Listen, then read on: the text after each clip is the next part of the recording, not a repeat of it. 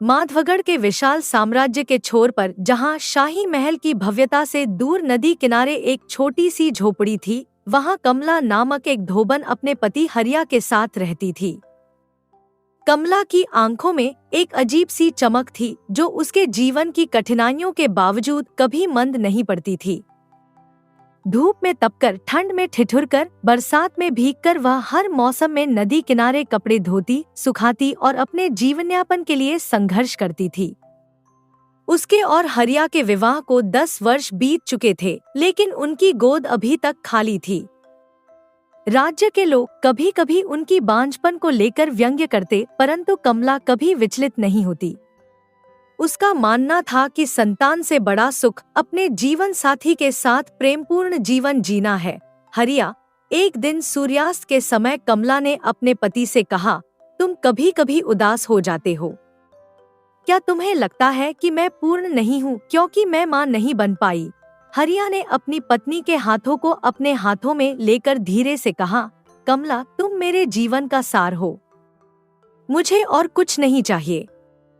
हमारा प्रेम ही हमारी संतान है। कमला की आंखों में आंसू छलक आए। उसने अपने पति के कंधे पर सिर रख दिया और धीरे से बोली, भगवान ने हमसे एक सुख छीन लिया है, लेकिन हमें एक दूसरे का साथ दिया है। मैं कभी शिकायत नहीं करूंगी। एक सुबह जब सूरज की पहली किरणें नदी के जल पर नृत्य कर रही थी, कमला हर दिन की तरह नदी के तट पर कपड़े धोने के लिए गई। आज नदी कुछ अधिक उफनी हुई थी। उसका जल तेज गति से बह रहा था, मानो कुछ संदेश ला रहा हो। कमला ने अपनी दिनचर्या शुरू की। उसके हाथ कपड़ों पर चलते उनसे साबुन का झाग निकलता और वह धीरे धीरे गुनगुनाती। तभी उसकी नजर नदी की धारा में बहती एक छोटी सी टोकरी पर पड़ी। अरे, उसने आश्चर्य से कहा, यह क्या है? पानी में यह अजीब सी टोकरी कहाँ से बहती हुई आ रही है? टोकरी धीरे धीरे उसकी ओर बढ़ रही थी, जैसे कोई अदृश्य हाथ उसे कमला की ओर धकेल रहा हो। जैसे ही वह टोकरी नजदीक आई, कमला ने एक हल्की सी आवाज सुनी, एक बच्चे के रोने की आवाज। हे भगवान! कमला की आंखें फैल गईं। इसमें तो किसी बच्चे की आवाज आ रही है। उसका हृदय तेजी से धड़कने लगा। बिना एक क्षण गंवाए उसने अपने पास पड़े एक लंबे डंडे का उपयोग करके धीरे धीरे उस टोकरी को अपनी ओर खींचा। टोकरी भीगी हुई थी, लेकिन उसके अंदर एक कंबल में लिपटा हुआ बच्चा सुरक्षित था। जैसे ही कमला ने टोकरी को किनारे खींचा और उसमें झांक कर देखा, उसका मुंह खुला का खुला रह गया। टोकरी में एक अत्यंत सुंदर बालक था, जिसकी आंखें आकाश जैसी नीली थी, ऐसी नीली कि जैसे सागर की गहराइयों से निकले हुए नीलम के टुकड़े हों। बच्चे के चेहरे पर एक मासूम मुस्कान थी, जैसे वह कमला की प्रतीक्षा कर रहा था। हे भगवान! यह बच्चा तो बहुत सुंदर है। कमला अपनी आंखों पर विश्वास नहीं कर पा रही थी। इसकी आंखें इतनी मनमोहक, मैंने आज तक इतना सुंदर बच्चा कभी नहीं देखा। कमला ने चारों ओर देखा, शायद कोई उस बच्चे का परिवार हो, शायद कोई दुर्घटनावश टोकरी नदी में गिर गई हो। लेकिन जितनी दूर तक उसकी नजर जाती थी, वहां कोई नहीं था। केवल पक्षियों का कलरव और नदी का कलकल शब्द ही सुनाई दे रहे थे। कमला के मन में विचारों का तूफान उठा। क्या करूं? क्या इस बच्चे को किसी ने जानबूझकर छोड़ दिया है? क्या मैं इसे अपने साथ ले जाऊं? क्या हरिया मानेंगे? बच्चे ने अपनी छोटी सी मुट्ठी कमला की उंगली पर कस ली, जैसे उसे आश्वस्त कर रहा हो कि उसका निर्णय सही होगा। कमला के आंखों से आंसू बहने लगे। इतने वर्षों की प्रतीक्षा के बाद क्या भगवान ने उसे एक अनमोल उपहार दिया था? उसने टोकरी को ध्यान से उठाया, बच्चे को अपनी बाहों में समेटा और अपनी झोपड़ी की ओर चल दी। हर कदम के साथ उसका हृदय आशा और भय के मिश्रित भावों से भर जाता था। जब वह अपनी झोपड़ी पहुंची, हरिया दरवाजे पर खड़े थे, शायद उसकी प्रतीक्षा कर रहे थे। जैसे ही उन्होंने कमला को बच्चे के साथ देखा, उनकी आंखें आश्चर्य से फैल गईं। अरे कमला, यह बच्चा! हरिया की आवाज में आश्चर्य और संदेह का मिश्रण था। यह किसका है? कमला ने धीरे से बच्चे को अपनी बाहों में समायोजित किया और कहा, पता नहीं जी, यह बच्चा मुझे एक टोकरी में नदी के पास बहता हुआ मिला। आसपास कोई भी नहीं था तो मैं इसे अपने साथ ले आई। क्या नदी में मिला? हरिया विश्वास नहीं कर पा रहे थे। लेकिन एक बच्चे को नदी में कौन छोड़ेगा? कमला ने गंभीरता से कहा, पता नहीं जी, लेकिन मुझे तो लगता है इसके परिवार वाले इसे अपनाना नहीं चाहते थे, इसलिए उन्होंने इसे मरने के लिए छोड़ दिया और भगवान ने इसे हमारी गोद में डाल दिया। हरिया ने बच्चे के चेहरे को ध्यान से देखा। उन्होंने बच्चे की नीली आंखों में झांका और उनके चेहरे पर एक मुस्कुराहट आ गई। बच्चे ने अपने छोटे छोटे हाथों को हरिया की ओर बढ़ाया, मानो उनसे गले मिलना चाहता हो। हाँ, हरिया ने आखिरकार कहा, लेकिन कमला, एक बात यह भी है कि ऐसे किसी के भी बच्चे को हम देखो अपने पास तो नहीं रख सकते हैं ना। हमें पता करना होगा कि यह बच्चा किसका है, वरना कुछ दिनों के बाद अगर इसके घर वाले यहाँ आ गए तो वे हम पर चोरी का इल्जाम लगा देंगे। कमला के चेहरे पर चिंता की रेखाएं उभर आईं। उसने दृढ़ता से कहा, अरे क्यों लगाएंगे इल्जाम?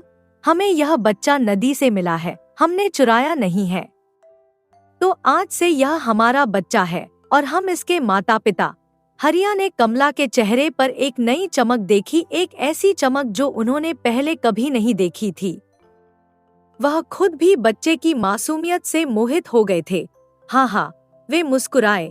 वैसे सच कहूँ तो तुम्हें इस बच्चे के साथ खुश देखकर मैं भी बहुत खुश हूँ। इसकी आंखें बहुत सुंदर हैं, नीली आंखें, इसलिए हम इसका नाम रखेंगे नील। नील। कमला के चेहरे पर एक चमकदार मुस्कान बिखर गई। यह नाम तो बिल्कुल सही है, बिल्कुल इसकी आंखों की तरह, नीलम के टुकड़े जैसी। उस रात जब नील अपने नए माता पिता के बीच सो रहा था, कमला और हरिया ने एक दूसरे की आंखों में देखा। उनके चेहरों पर एक नई उम्मीद, एक नया उत्साह था। उनके जीवन में अचानक एक नया अध्याय शुरू हो गया था, जिसे भगवान ने उनके लिए लिखा था। लेकिन वे यह नहीं जानते थे कि उनकी कहानी का यह केवल आरंभ है और भाग्य उनके लिए अभी और भी चमत्कार लेकर आने वाला है। एक वर्ष बीत गया और नील ने कमला और हरिया के जीवन में खुशियों का समुद्र भर दिया था। वह अब थोड़ा थोड़ा चलने लगा था और उसकी पहली बोली माँ ने कमला के हृदय को गर्व से भर दिया था। हरिया हर शाम काम से लौटकर नील को अपने कंधों पर बिठाकर पूरे गांव का चक्कर लगाते और सभी लोग इस सुंदर बच्चे की प्रशंसा करते। एक दिन, ठीक एक वर्ष बाद, वैसी ही सुबह थी। आकाश में बादल छाए हुए थे और नदी का पानी थोड़ा अधिक उमड़ रहा था। कमला फिर से नदी के किनारे कपड़े धो रही थी। नील घर पर हरिया के साथ था, जिन्होंने आज काम से छुट्टी ली थी। कमला अपने काम में मगन थी जब अचानक उसकी नजर फिर से नदी की धारा पर पड़ी। उसकी आंखें फैल गईं। एक वर्ष पहले जैसे एक टोकरी उसकी ओर नदी में बहती हुई आ रही थी, ठीक वैसे ही इस बार भी। हे भगवान, यह क्या? कमला ने अपना काम छोड़कर हैरानी से नदी की ओर देखा। फिर से एक टोकरी, इस बार भी टोकरी से एक बच्चे के रोने की आवाज आ रही थी। कमला का हृदय जोर जोर से धड़कने लगा।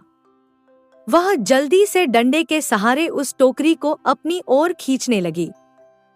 जब उसने टोकरी में झांका तो उसके चेहरे पर आश्चर्य और खुशी का मिश्रित भाव आ गया।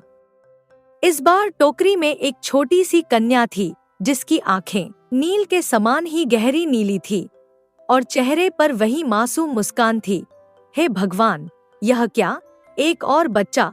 कमला स्तब्ध थी। ऐसा कौन दुष्ट माता पिता है जो अपने बच्चों को इस तरह नदी में बहा देते हैं? जरा इस बच्ची को देखो, कितनी सुंदर है। नील की तरह इसकी भी सुंदर नीली आंखें हैं। कमला ने टोकरी को उठाया और बच्ची को अपनी बाहों में लेकर प्यार से उसके माथे को चुमा। बच्ची ने तुरंत रोना बंद कर दिया और कमला की आंखों में झांकने लगी, जैसे उसे पहचान रही हो। हरिया जब घर के बाहर काम कर रहे थे, तब कमला ने आते ही उन्हें पुकारा। हरिया ने जब कमला को एक और बच्चे के साथ देखा तो उनकी आंखें आश्चर्य से फैल गईं। अरे कमला, अब यह क्या है? हरिया ने पूछा। उनकी आवाज में आश्चर्य और थोड़ा संदेह था। अजी, यह बच्ची भी मुझे नदी में से ही मिली है, कमला ने धीरे से कहा, खुद भी अपनी किस्मत पर विश्वास नहीं कर पा रही थी। क्या? एक और बच्चा? मतलब बच्ची नदी में? हरिया विश्वास नहीं कर पा रहे थे। लेकिन ऐसा कर कौन सकता है? कमला ने गंभीरता से उत्तर दिया।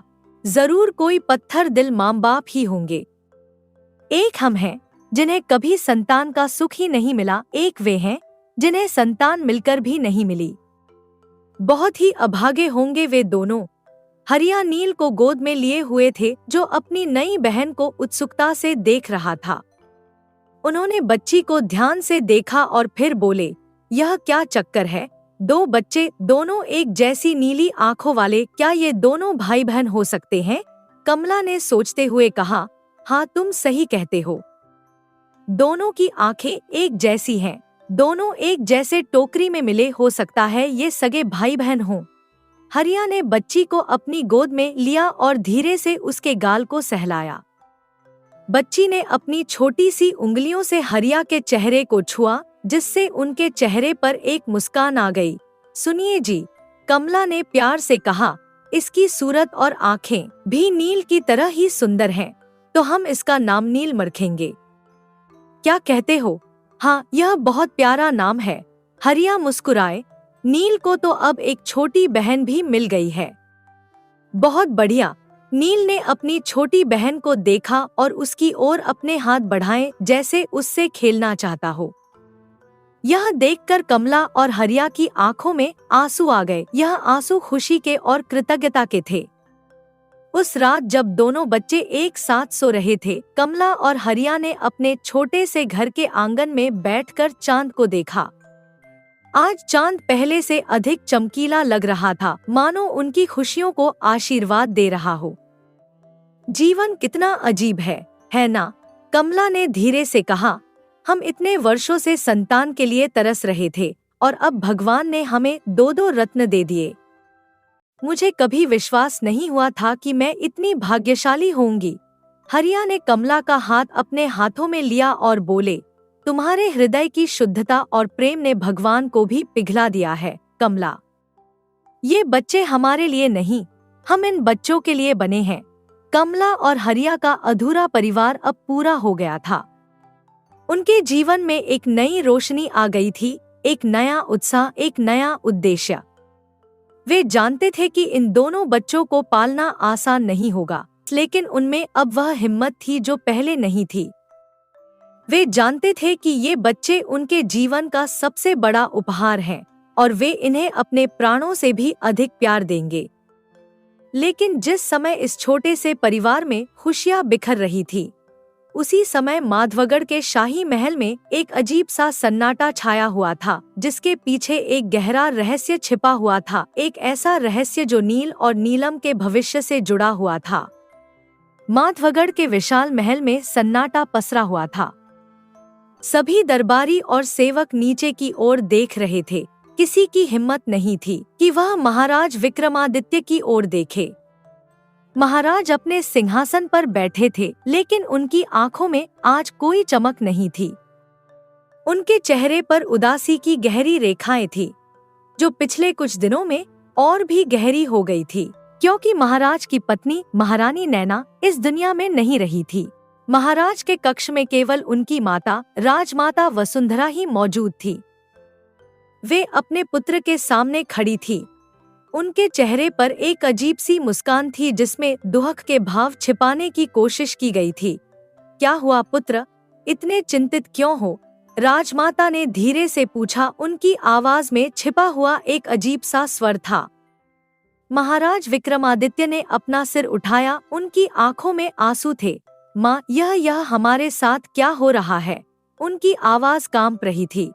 पहले हमारा पहला बच्चा इस दुनिया में नहीं रहा, फिर दूसरे बच्चे को जन्म देते ही हमारी पत्नी इस दुनिया से उस बच्चे के साथ ही भगवान को प्यारी हो गई। अब हम किसके सहारे जिएंगे माँ? राजमाता ने अपने पुत्र के कंधे पर हाथ रखा, लेकिन उनकी आंखों में एक चमक थी जो करुणा की नहीं बल्कि एक अलग ही भाव की थी। देखो पुत्र, जो होता है भगवान की मर्जी से होता है, उन्होंने कहा। और क्या हुआ जो तुम्हारी पहली 2 औलादें नहीं रही, पत्नी भी नहीं रही? तो अब दुखी होने से कुछ नहीं होगा। पुत्र, जीवन में आगे बढ़ो और दूसरा विवाह करो। महाराज ने अविश्वास से अपनी माँ को देखा। आप यह क्या कह रही हैं, माँ? वे हतप्रभ थे। मैं दूसरा विवाह नहीं कर सकता। मैं अपनी मृत पत्नी से बहुत प्रेम करता हूँ। चाहे वह हो या ना हो, उसकी जगह मैं किसी और को दूंगा ही नहीं, कभी नहीं दूंगा। राजमाता के चेहरे पर एक क्षण के लिए क्रोध की रेखाएं उभरी, लेकिन वे तुरंत अपने भावों को नियंत्रित कर ली। मूर्ख मत बनो, उन्होंने अपेक्षाकृत कड़े स्वर में कहा, और विवाह कर लो। पहाड़ जैसा जीवन है तुम्हारे सामने, बिना साथी के यह जीवन व्यर्थ है। महाराज ने अपना सिर हिलाया। माँ, आप चाहे जो भी कहें, लेकिन मैं दूसरा विवाह नहीं करूँगा, मतलब नहीं करूँगा। राजमाता ने गहरी सांस ली और कक्ष से बाहर निकल गईं। उनके चेहरे पर एक अजीब सी मुस्कान थी। जैसे ही वे अपने कक्ष में पहुंची, उनका व्यवहार पूरी तरह से बदल गया। उनकी आंखों में एक खतरनाक चमक आई और उन्होंने अपनी विश्वासपात्र दासी को बुलाया। गंगा, राजमाता ने धीरे से कहा, वे दोनों बच्चे तुमने उन्हें क्या किया था? गंगा ने सिर झुकाकर कहा, महारानी, आपके आदेश अनुसार मैंने दोनों नवजात शिशुओं को जंगल में ले जाकर त्याग दिया था। फिर मैंने महाराज से कहा था कि दोनों बच्चे मृत जन्मे थे, जैसा आपने कहा था। राजमाता ने एक संतुष्ट मुस्कान दी। अच्छा किया, उन्होंने कहा। और रानी नैना? गंगा ने फिर से झुककर बताया, जैसा आपने आदेश दिया था महारानी। दूसरे बच्चे के जन्म के बाद जब वो सो रही थी, मैंने उन्हें विष दे दिया था। राजमाता ने अपना हाथ गंगा के कंधे पर रखा। तुमने अच्छा काम किया गंगा। अब हमारा राज्य सुरक्षित है। वह निम्न जाति की स्त्री और उसके वंशज कभी माधवगढ़ के सिंहासन के नजदीक नहीं आ पाएंगे। गंगा ने अपना सिर और झुकाया। महारानी, एक बात है जो मुझे परेशान करती है। मैंने उन बच्चों को जंगल में छोड़ दिया था, लेकिन क्या आप सुनिश्चित हैं कि वे वहीं मर गए? राजमाता ने एक कठोर दृष्टि से गंगा को देखा। क्या मतलब? वे जीवित कैसे रह सकते हैं? 2 नवजात शिशु जंगल में बिना किसी देखभाल के? गंगा ने हकलाते हुए कहा, महारानी, मैंने उन्हें वास्तव में जंगल में नहीं छोड़ा था। मुझसे यह नहीं हो पाया था। राजमाता के चेहरे का रंग उड़ गया। क्या? उनकी आवाज में अब क्रोध था। तो फिर तुमने उन्हें कहाँ छोड़ा? गंगा ने डरते हुए बताया, महारानी, मैंने उन्हें नदी में बहा दिया था। मैंने सोचा कि वे वहीं डूब जाएंगे, लेकिन राजमाता ने गंगा का गला पकड़ लिया। लेकिन क्या? उन्होंने गरजते हुए पूछा। लेकिन मैंने उन्हें टोकरियों में रखा था, शायद वे टोकरियां किनारे तक पहुंच गई हों और किसी ने उन्हें बचा लिया हो। गंगा की आवाज डर से कांप रही थी। राजमाता ने गंगा को धक्का देकर दूर कर दिया। मूर्ख औरत, तुम्हारी इस गलती ने हमारे सारे प्रयासों को व्यर्थ कर दिया है। उनकी आंखों में आग थी। अगर वे बच्चे जीवित हैं और अगर उन्हें पता चल जाता है कि वे वास्तव में माधवगढ़ के राजकुमार और राजकुमारी हैं, तो महाराज उन्हें स्वीकार कर लेंगे और हमारा सारा प्रयास व्यर्थ हो जाएगा। गंगा ने अपने आंसू पोंछते हुए कहा, क्षमा करें महारानी, लेकिन यह सब 10 साल पहले की बात है। वे बच्चे अब कहाँ होंगे कौन जानता है। शायद वे वास्तव में मर गए हों। राजमाता ने गहरी सांस ली और अपने विचारों में खो गई। हाँ, शायद तुम सही कहती हो, उन्होंने आखिरकार कहा। 10 साल एक लंबा समय है। शायद वे बच्चे वास्तव में मर गए हों या अगर वे जीवित भी हैं, तो उन्हें कभी पता नहीं चलेगा कि वे कौन हैं। लेकिन राजमाता के मन में एक संदेह था, एक डर जो उन्हें चैन से सोने नहीं दे रहा था। क्या वे बच्चे वास्तव में मर गए थे या वे कहीं जीवित थे और एक दिन अपनी सच्ची पहचान जानकर वापस आएंगे? वे अपनी खिड़की के पास गईं और दूर नदी की ओर देखने लगी। उनके मन में एक विचार आया, एक योजना जो उन्हें हर संभावित खतरे से बचा सकती थी। उन्होंने गंगा को फिर से बुलाया। गंगा सुनो, उन्होंने धीरे से कहा, अगर वे बच्चे जीवित हैं तो उन्हें ढूंढना होगा और हमेशा के लिए समाप्त करना होगा। कोई भी जोखिम नहीं ले सकते हम। गंगा ने भयभीत होकर सिर हिलाया। जी महारानी, मैं पूरे राज्य में पता लगाऊंगी। अगर वे बच्चे कहीं भी हैं तो मैं उन्हें ढूंढ निकालूंगी। राजमाता ने संतुष्टि से सिर हिलाया। अच्छा है, और याद रखो, इस बार कोई गलती नहीं होनी चाहिए, कोई भी साक्षी नहीं बचना चाहिए। जैसे जैसे दिन बीतते गए, इधर महाराज विक्रमादित्य का दुख कम होने के बजाय बढ़ता गया। वे अब महल में कम और जंगल में अधिक समय बिताने लगे। वहां की एकांतता में उन्हें थोड़ी शांति मिलती थी। राजमाता इस बात से संतुष्ट थी, क्योंकि इससे उन्हें अपनी योजनाओं को अंजाम देने का अधिक समय मिलता था।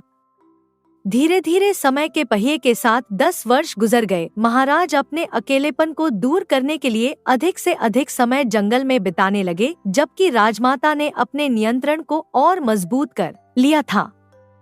लेकिन जैसा कि कहा जाता है, सत्य कभी न कभी प्रकाश में आता ही है और बुराई का अंत निश्चित है। और एक दिन जब महाराज जंगल में एक पेड़ के पास बैठे हुए थे, तभी उनकी नजर एक अद्भुत दृश्य पर पड़ी, एक ऐसे दृश्य पर जो उनके जीवन को हमेशा के लिए बदल देगा। महाराज विक्रमादित्य जंगल के उस हिस्से में बैठे थे जहाँ वे अक्सर अकेले समय बिताते थे।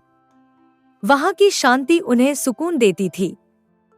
वे एक विशाल बरगद के नीचे बैठे थे। उनकी आंखें आधी मुंदी हुई थी और मन में अपनी दिवंगत पत्नी की स्मृतियां उमड़ रही थी। तभी अचानक झाड़ियों में एक हलचल हुई। महाराज ने अपनी आंखें खोली और झाड़ियों की ओर देखा। उनकी आंखें फैल गईं जब उन्होंने देखा कि वहां से क्या निकला। एक अद्भुत चमकीले नीले रंग का हिरण उनके सामने खड़ा था। हिरण का रंग आकाश के नीले रंग जैसा था और उसके सिर पर सोने जैसे चमकदार सींग थे। उसकी आंखें गहरी नीली थी और उनमें एक अजीब सी बुद्धिमत्ता झलकती थी। अरे वाह, वाह! महाराज ने अपनी आंखों पर विश्वास करते हुए उद्गार निकाला। इतना सुंदर नीला हिरण हमने अपने जीवन में पहली बार देखा है। हिरण अचल खड़ा महाराज को देख रहा था। महाराज धीरे धीरे उठे और हिरण की ओर बढ़े। हाँ, हम इसे एक बार स्पर्श करना चाहते हैं, उन्होंने स्वयं से कहा। जैसे ही महाराज हिरण के पास पहुंचे और उसे छूने की कोशिश की, हिरण एक क्षण में वहां से भाग गया। अरे अरे, रुक जाओ नीले हिरण, रुक जाओ, महाराज ने पुकारा। तुम हमसे बचकर नहीं जा सकते, रुको रुको। महाराज उस हिरण के पीछे भागे, लेकिन हिरण आश्चर्यजनक रूप से तेज था। अंत में जब महाराज ने समझ लिया कि वे हिरण को नहीं पकड़ पाएंगे, तो उन्होंने अपने तीर कमान निकाले और हिरण पर निशाना साधा।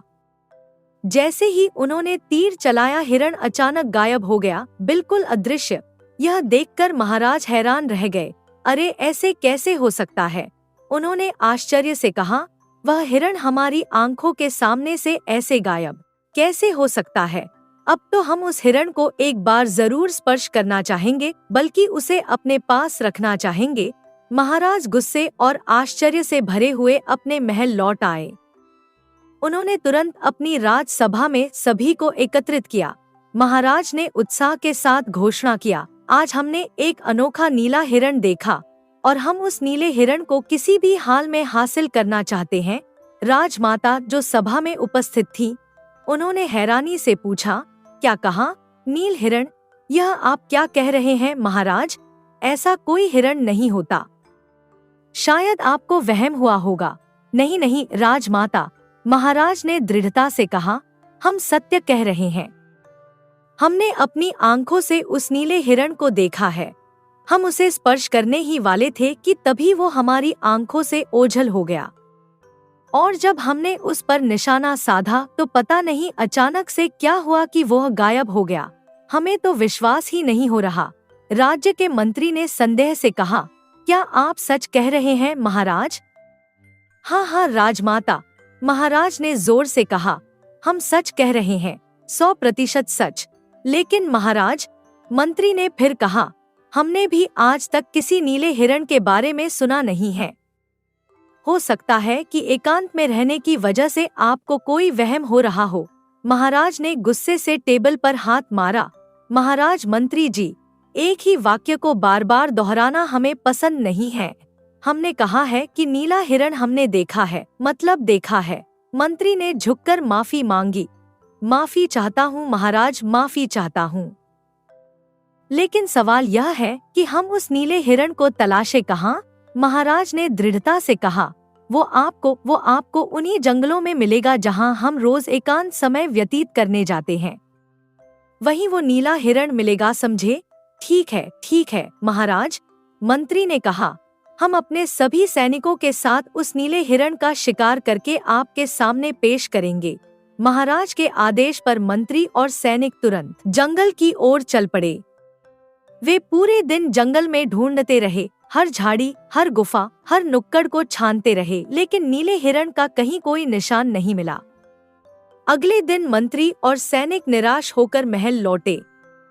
उन्होंने महाराज के सामने हाथ जोड़कर कहा, क्षमा चाहते हैं महाराज, लेकिन हमें वह नीला हिरण, मतलब नील हिरण कहीं नहीं मिला।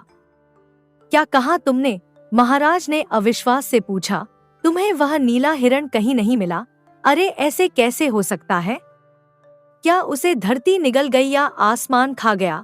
मंत्री ने डरते हुए कहा, महाराज, हमने पूरा जंगल छान मारा, लेकिन वह हिरण तो क्या, उसकी छवि भी हमें नजर नहीं आई। महाराज ने गुस्से से अपना हाथ सिंहासन पर मारा। आप लोगों से कुछ नहीं होता। पूरे राज्य में यह घोषणा करवा दो कि जो भी हमारे लिए उस नील हिरण को लेकर आएगा, हम उसे मूंग मांगा इनाम देंगे। जाओ, ऐलान करवा दो। महाराज के आदेश पर पूरे राज्य में यह घोषणा करवा दी गई कि जो भी उस नील हिरण को पकड़ कर लाएगा, महाराज उसे मूंग मांगा इनाम देंगे। इस घोषणा के बाद हर कोई हिरण के शिकार के लिए निकल पड़ा, लेकिन किसी को भी वह हिरण नहीं मिला। धीरे धीरे लोगों को लगने लगा कि शायद महाराज ने नील हिरण की कल्पना की थी। नील हिरण जैसा कुछ था ही नहीं। लेकिन महाराज अपनी बात पर अड़े रहे। वे जानते थे कि उन्होंने क्या देखा था। एक दिन महल में एक बूढ़ा शिकारी आया। उसके चेहरे पर झुर्रियां थीं और उसके बाल सफेद थे, लेकिन उसकी आंखों में एक युवा सी चमक थी। प्रणाम महाराज, बूढ़े शिकारी ने झुककर कहा। महाराज ने पूछा, कहिए आप कौन हैं? बूढ़े ने विनम्रता से कहा, महाराज, मैं एक शिकारी हूँ और मैं आपके लिए उस नील हिरण का शिकार करके लेकर आऊंगा। महाराज के चेहरे पर आश्चर्य का भाव उभरा। क्या कहा? आप हमारे लिए उस नील हिरण का शिकार करेंगे? बूढ़े शिकारी ने मुस्कुराते हुए कहा, महाराज, मेरी ढलती उम्र और लटकती हुई चमड़ी पर मत जाइएगा। अब शरीर भले ही ढल गया हो, लेकिन ताकत अब भी पहले जैसी ही है। महाराज ने उत्साह से कहा, ठीक है, अगर आप उस नील हिरण को पकड़ सकते हैं तो हमारे लिए यह बड़ी खुशी की बात है, क्योंकि हम किसी भी हाल में उस नील हिरण को बस देखना चाहते हैं। फिर उसे चाहे कोई भी लेकर आए, बूढ़ा या जवान। बूढ़े शिकारी ने विनम्रता से सिर झुकाया। ठीक है, आप बस कुछ क्षण का इंतजार करें महाराज, वो नील हिरण आपके सामने होगा। इतना कहकर बूढ़ा शिकारी वहां से चला गया। महल में सभी आश्चर्यचकित थे। क्या वास्तव में यह बूढ़ा शिकारी वह कर पाएगा जो राज्य के सबसे कुशल शिकारी नहीं कर पाए? अगली सुबह जब सूरज की पहली किरणें महल की दीवारों पर पड़ रही थी, बूढ़ा शिकारी महल के द्वार पर आया और उसके साथ वही अद्भुत नीला हिरण था। हिरण का रंग आकाश के नीले रंग जैसा था और उसके सिर पर वही सोने के सींग थे जिन्हें महाराज ने देखा था। वह महाराज के सामने शांति से खड़ा था, बिना किसी भय या संकोच के। महल में नील हिरण को देखकर सब आश्चर्य से स्तब्ध थे। महाराज अपने सिंहासन से उठकर हिरण के पास गए। अरे, हमने कहा था ना, महाराज ने उत्साह से कहा।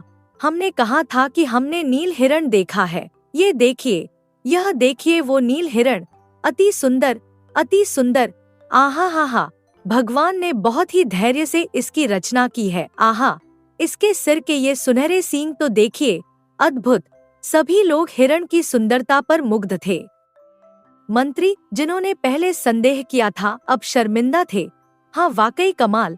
मंत्री ने स्वीकार किया, यह तो वाकई में बहुत सुंदर नील हिरण है, लेकिन यह कैसे हो सकता है? महाराज ने बूढ़े शिकारी की ओर मुड़कर कहा, शिकारी जी, आज आपने हमारा दिल जीत लिया। हम आपको मुँह मांगा इनाम देंगे। बस एक बार हम इसे स्पर्श करना चाहते हैं। महाराज हिरण के पास गए और जैसे ही उन्होंने उसे स्पर्श किया, हिरण अचानक गायब हो गया। सभी लोग हैरान रह गए। हाँ, यह क्या हुआ? महाराज ने हतप्रभ होकर पूछा, यह हिरण गायब क्यों हो गया? बूढ़े शिकारी ने धीरे से कहा, महाराज, आपने कहा था कि आपको नीला हिरण चाहिए, जिसके लिए आप बेचैन थे, और आपकी बेचैनी को कम करने के लिए मैंने आपके सामने नील हिरण की एक झलक पेश की, जो रचनात्मक तौर पर छल थी। छल से आपका क्या तात्पर्य है? महाराज ने भ्रमित होकर पूछा। शिकारी ने गंभीरता से कहा, महाराज, सच कहूँ तो आप या मैं या कोई भी साधारण व्यक्ति उस नील हिरण को पकड़ ही नहीं सकता। उसे सिर्फ और सिर्फ एक असाधारण राजकुमार ही पकड़ सकता है। महाराज ने और भी भ्रमित होकर पूछा, ओहो, तो क्या आप जानते हैं कि वह कौन होगा? शिकारी ने धीरे से कहा, महाराज, वह होगा आपका पुत्र। क्या कहा? महाराज ने हैरानी से पूछा, हमारा पुत्र?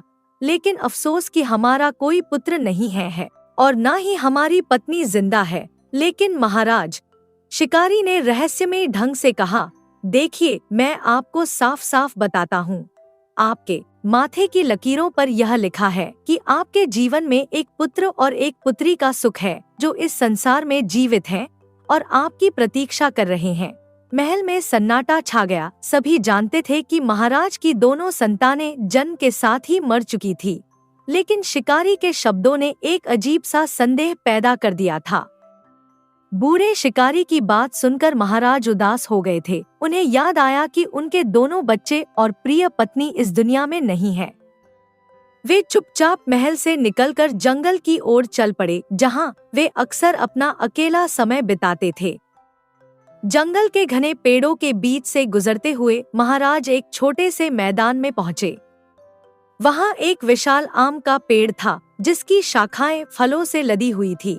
महाराज उस पेड़ के नीचे बैठने ही वाले थे जब उन्होंने देखा कि पेड़ पर एक छोटी सी लड़की चढ़ी हुई थी, जो फल तोड़ने की कोशिश कर रही थी। लड़की लगभग 10 वर्ष की थी और उसके लंबे काले बाल धूप में चमक रहे थे। वह एक साधारण सा वस्त्र पहने थी, लेकिन उसकी चमकदार नीली आंखें उसे असाधारण बना रही थी।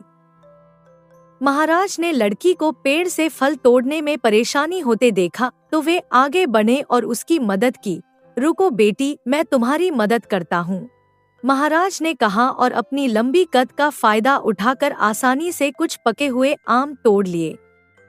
लड़की पेड़ से नीचे उतरी और महाराज के चेहरे पर एक प्यारी सी मुस्कान बिखेरते हुए बोली, आपका बहुत बहुत धन्यवाद, आपने मुझे इतने सारे फल तोड़ कर दिए। महाराज लड़की के चेहरे को देखकर हैरान रह गए। हाँ, क्या बात है, वे मुग्ध होकर बोले, तुम कौन हो बच्ची?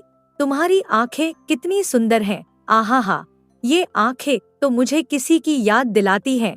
लड़की ने सहजता से जवाब दिया, मेरा नाम नीलम है, लेकिन मेरी आंखें आपको किसकी याद दिलाती हैं? महाराज का दिल एक पल के लिए धड़कना भूल गया। मेरी पत्नी की, उन्होंने धीरे से कहा, उसकी भी सुंदर नीली आंखें थी।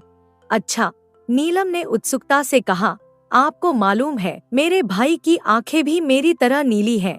महाराज ने आश्चर्य से पूछा, ओहो, फिर तो आपके माँ या पिता में से किसी एक की नीली आंखें जरूर होंगी, तभी आपकी नीली आंखें हैं, और आपके भाई की भी है ना?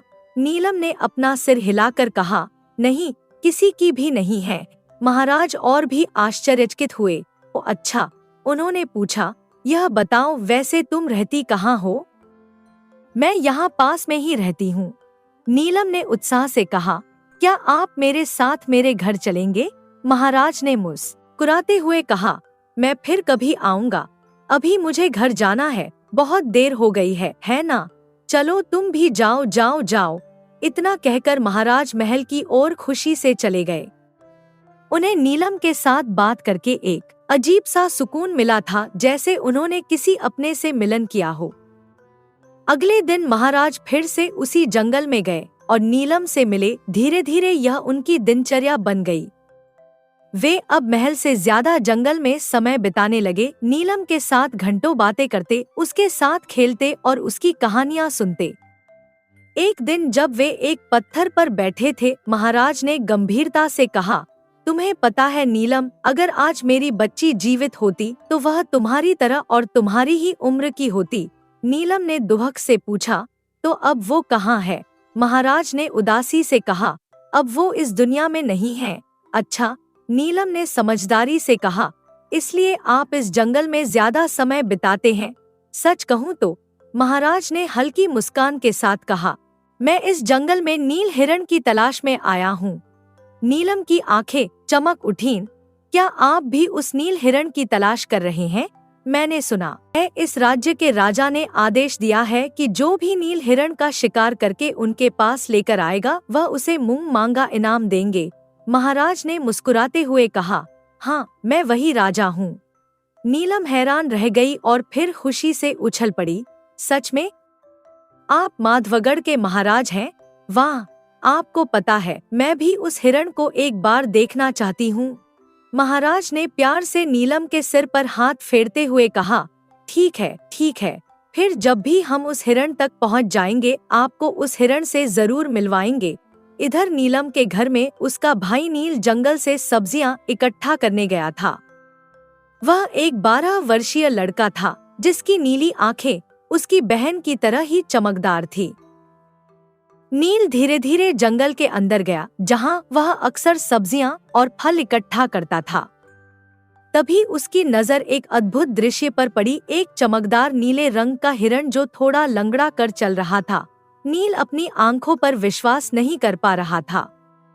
उसने धीरे से हिरण के पास जाने की कोशिश की ताकि वह भाग न जाए। अरे अरे, नील ने धीरे से कहा, तुम मुझसे डरो मत, मैं तुम्हें कुछ नहीं करूँगा, मैं तो बस तुम्हारी मदद करना चाहता हूँ। हिरण ने नील को देखा और अजीब बात यह थी कि वह भागा नहीं। नील ने देखा कि हिरण के पैर में एक कांटा चुभा हुआ था जिससे वह लंगड़ा रहा था। नील तुरंत जंगल से कुछ औषधि वाले पौधे लेकर आया और बड़ी सावधानी से हिरण के पैर से कांटा निकाला। फिर उसने घाव पर औषधि लगाई और तभी नील के आश्चर्य की सीमा नहीं रही जब हिरण ने बोलना शुरू किया। आपका बहुत बहुत धन्यवाद, हिरण ने कहा, मैं अब ठीक हूँ। नील की आंखें फैल गईं। ओहो, क्या तुम बोल भी सकते हो? हिरण ने अपना सिर हिलाया। हाँ, मैं बोल सकती हूँ। मैं एक जादुई नील हिरण हूँ। जब से इस राज्य के महाराज ने मुझे देखा है तब से सभी मेरी जान के दुश्मन बन गए हैं। असल में मुझे महाराज से कुछ बात करनी है, लेकिन सभी मेरी जान के दुश्मन बन गए हैं, इसलिए मैं उनके पास नहीं जा पा रही। नील ने समझदारी से कहा, हाँ, मैं समझ सकता हूँ। आपकी सुंदरता से कोई भी मोहित होगा और आपको अपने पास रखना चाहेगा। ऐसा करते हैं कि जब तक महाराज से हमारी मुलाकात नहीं होती तो मेरे साथ मेरे घर में रहना कैसा रहेगा? हिरण ने चिंता जताई। मैं वहाँ कैसे रहूंगी? अगर इंसानों को पता चल गया मैं उनके बीच हूँ तो वे मेरी जान के दुश्मन बन जाएंगे। नील ने आश्वस्त करते हुए कहा, ओहो, तुम फिक्र मत करो, मेरे पास उसका भी एक अच्छा रास्ता है। इस तरह नील उस हिरण को अपने साथ ले गया और अपने घर के पीछे एक खाली कमरे में उसे छुपा दिया। वह रात में चुपके से हिरण को खाना देने जाता और कोई उसके बारे में नहीं जानता था, यहाँ तक कि उसकी बहन नीलम भी नहीं। महल में राजमाता हर दिन महाराज को जंगल से महल आते हुए खुश देख कर सोच में पड़ गई थी। उन्होंने एक दिन महाराज से पूछा, क्या बात है पुत्र, आजकल तुम ज्यादा समय महल के बाहर ही व्यतीत करते हो और जब लौटते हो तो तुम्हारे चेहरे पर एक अलग ही मुस्कान होती है। वैसे तो हम अपने पुत्र को खुश देखकर बहुत खुश हैं, लेकिन क्या हम इसका कारण जान सकते हैं? जी माँ, महाराज ने मुस्कुराते हुए कहा, इसका कारण है एक सुंदर 10 वर्षीय कन्या जो हमें हर वक्त हमारी पत्नी और हमारी बच्ची की याद दिलाती है। उसके साथ समय व्यतीत करके हमें बहुत खुशी होती है। एक 10 वर्षीय कन्या? राजमाता ने हैरानी से पूछा। जी हाँ राजमाता, आप भी कभी हमारे साथ चलना, आप भी उससे मिलकर खुश हो जाएंगी। राजमाता के मन में एक संदेह जागा। हाँ, कहीं हमारा डर सही तो नहीं? उन्होंने सोचा, यह वही बच्ची तो नहीं? हमें पता लगाना होगा। अगले दिन राजमाता ने अपना रूप बदला और चुपके से उस धोबन और किसान के घर की ओर जाने का निर्णय लिया, जिनके बारे में उन्होंने महाराज से जानकारी ली थी। जब वे उस छोटी सी झोपड़ी के पास पहुंची, तो उन्होंने दो बच्चों को देखा जो आंगन में खेल रहे थे, एक लड़का और एक लड़की।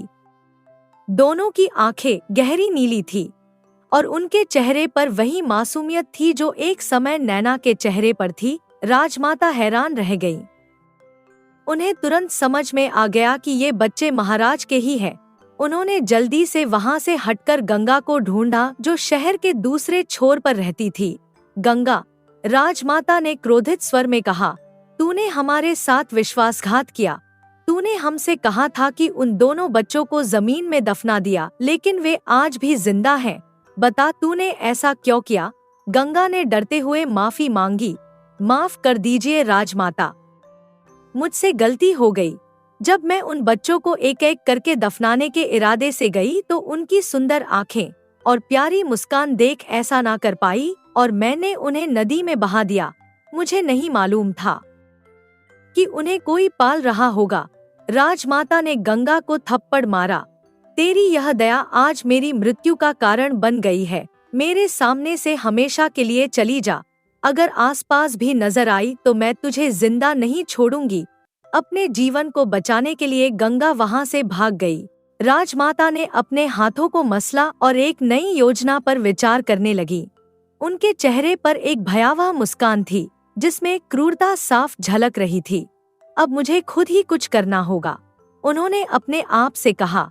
ये बच्चे मेरे लिए बड़ा खतरा है। अगर महाराज को पता चल गया कि ये उनके बच्चे हैं, तो मेरा सारा किया धरा धरा रह जाएगा। राजमाता ने एक बार फिर से भेष बदला और जंगल की ओर गईं। उन्होंने देखा कि नील और नीलम दोनों अकेले जंगल में खेल रहे थे।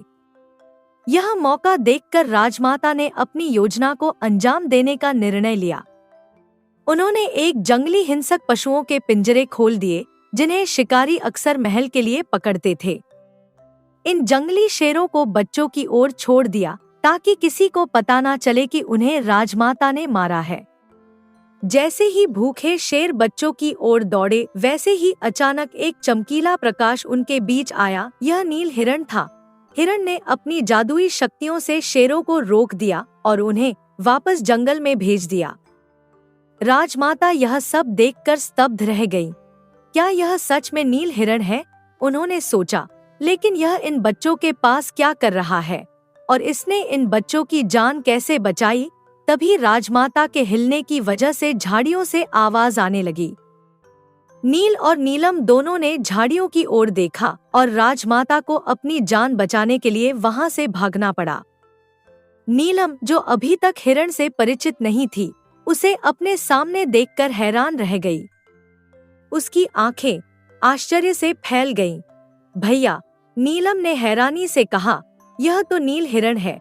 हाँ बहन, नील ने मुस्कुराते हुए कहा, यह नील हिरण हमारी दोस्त है। मैंने इसे कुछ दिन पहले जंगल में घायल अवस्था में पाया था और इसका इलाज किया। तब से यह हमारे साथ है। मैंने तुम्हें बताया नहीं क्योंकि डर था कि कोई इसे पकड़ने की कोशिश करेगा। नीलम ने हिरण की ओर देखा और धीरे से उसके निकट गई। हिरण ने अपना सिर उसकी ओर झुकाया, मानो उसे आशीर्वाद दे रहा हो। तुम्हारा बहुत बहुत धन्यवाद नील हिरण, नीलम ने कृतज्ञता से कहा। तुमने हमारी जान बचाई है। नील हिरण ने धीरे से बोला, अभी बात करने का समय नहीं है। नील, तुम दोनों मुझे अपने साथ महल लेकर चलो। समय आ गया है सत्य का अनावरण करने का। लेकिन कैसे? नील ने चिंता जताई।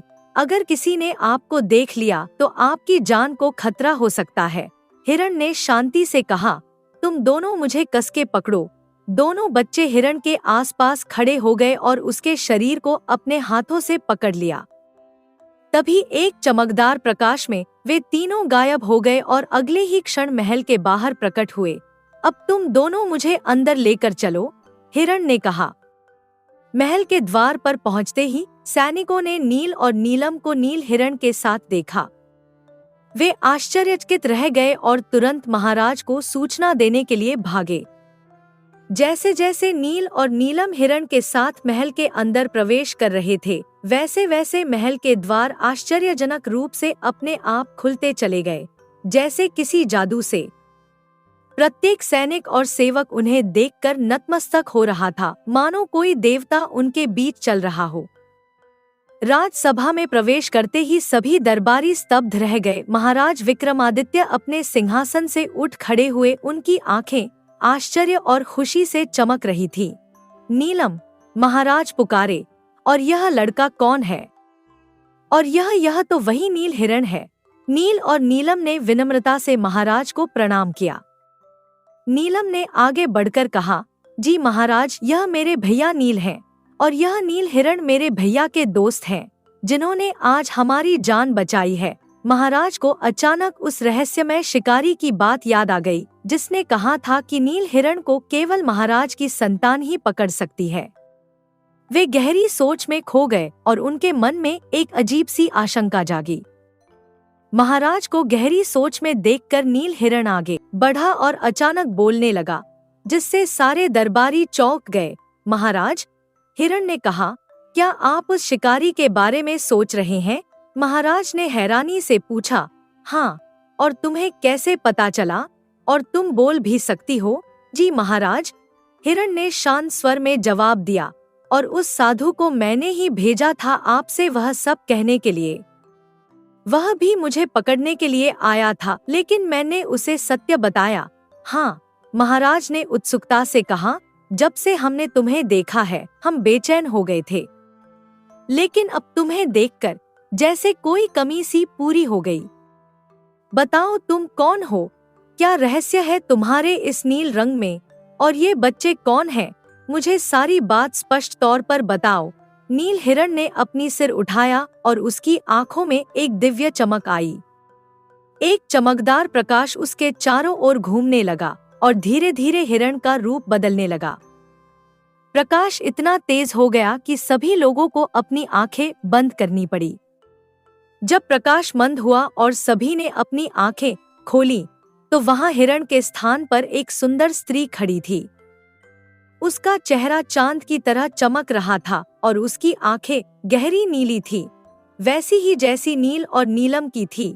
महाराज, स्त्री ने मधुर स्वर में कहा, मैं आपकी पत्नी हूँ, नैना, और ये दोनों बच्चे हमारी संतान हैं, नील और नीलम। नैना की बात सुनकर पूरे महल में सन्नाटा छा गया। महाराज की आंखों में आंसू की बूंदें छलक आईं और वे अविश्वास से अपनी पत्नी को देखते रहे। उनके पैरों तले जमीन खिसक गई, जैसे उन्होंने अभी अभी कोई भूत देखा हो। यह कैसे हो सकता है? महाराज ने हकलाते हुए कहा, हमारे दोनों बच्चे तो जन्म के साथ ही मर चुके थे, और हमारी पत्नी, उसका तो 10 साल पहले देहांत हो चुका था। हमने खुद उसकी चिता को अग्नि दी थी। नैना ने करुणामय स्वर में कहा, महाराज, जो आप कह रहे हैं वह भी सच है, और जो मैं कह रही हूँ वह भी सच है, लेकिन पूरा सच यह है कि यह सब आपकी माँ ने किया था। राजसभा में उपस्थित हर व्यक्ति का मुंह खुला का खुला रह गया। महाराज स्तब्ध थे, उनका मुख विवर्ण हो गया था। नैना ने आगे बताया, आपकी माँ ने मेरी जान ली ताकि मैं फिर कभी किसी बच्चे को जन्म न दे सकूं।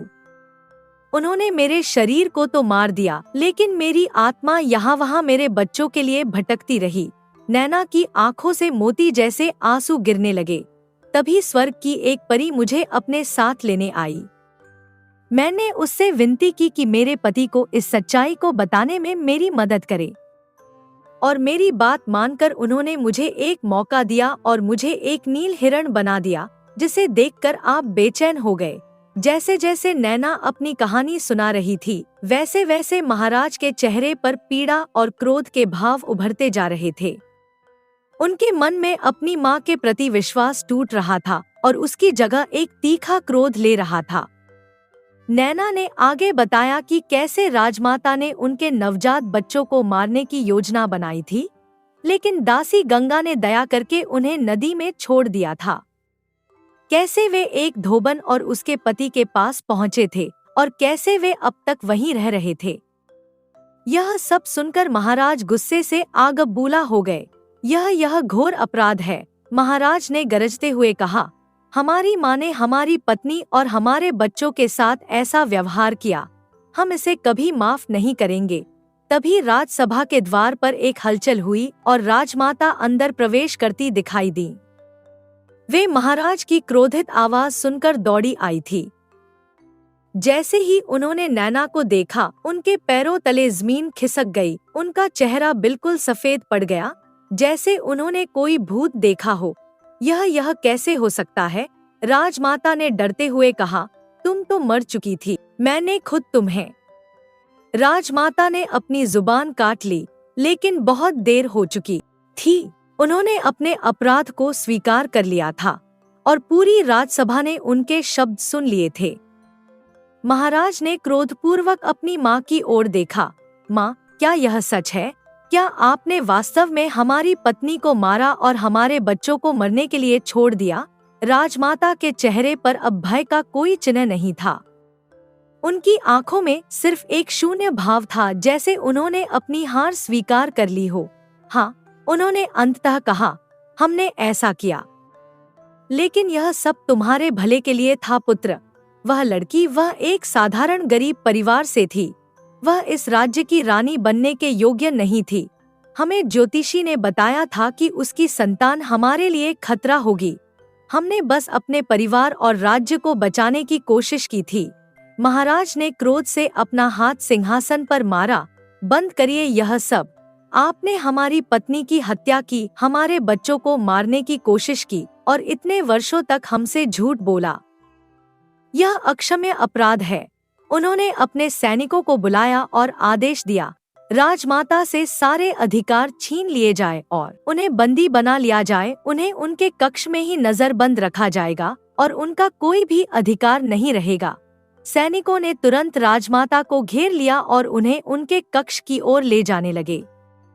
राजमाता ने कोई विरोध नहीं किया, वे शांति से सैनिकों के साथ चली गईं। उनके चेहरे पर एक अजीब सा शून्य भाव था।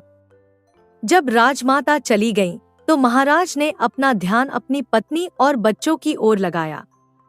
उनकी आंखों में आंसू थे और उनका हृदय पश्चाताप और खुशी के मिश्रित भावों से भरा था। नैना, महाराज ने भारी स्वर में कहा, हमें माफ कर दो। हम एक अच्छे पति नहीं बन सके और न ही हम एक अच्छे पिता हैं। हमें एक और मौका दे दो, हमारे साथ रहो, हमारे साथ रहो। नैना ने करुणा से भरे स्वर में कहा, नहीं महाराज, अब हम ऐसा नहीं कर सकते। अब मुझे जाना होगा। मैंने वादा किया था कि आपको सच्चाई पता चलते ही मैं परी के साथ वापस चली जाऊंगी।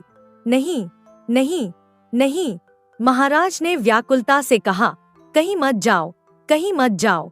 लेकिन नैना का निर्णय अटल था। उनके आसपास फिर से एक दिव्य प्रकाश चमकने लगा। वे अपने असली रूप में आकर महाराज के पास गईं और उनके माथे पर एक प्यार भरा चुंबन दिया। इन्हें संभालिए महाराज, नैना ने धीरे से कहा, ये आपकी निशानी है। इन्हें अपना प्यार दीजिए और उस प्यार को भी जो मेरे हिस्से का था। इतना कहकर नैना ने अपना हाथ ऊपर आकाश की ओर उठाया, जहां से एक सुनहरे प्रकाश की रेखा नीचे आई। उस प्रकाश में एक परी का आकार दिखाई दिया, जो अपना हाथ नैना की ओर बढ़ा रही थी। अलविदा प्रिय, नैना ने अपने पति से कहा, हम फिर मिलेंगे किसी और जीवन में, किसी और समय में। और वैसे ही नैना आकाश से आ रही परी के साथ हाथ पकड़कर स्वर्ग की ओर चली गईं। प्रकाश धीरे धीरे मिटता गया और कुछ ही क्षणों में नैना अदृश्य हो गईं, महाराज के लिए केवल एक मधुर स्मृति छोड़कर।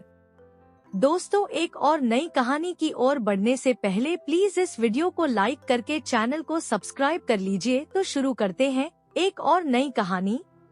सूरज की पहली किरणें धरती को स्पर्श कर रही थी। पक्षियों का कलरव वातावरण में गूंज रहा था। छोटे से गांव की मिट्टी की झोपड़ियों से धुआं उठने लगा था। इन्हीं झोपड़ियों में से एक थी रामू और गीता की।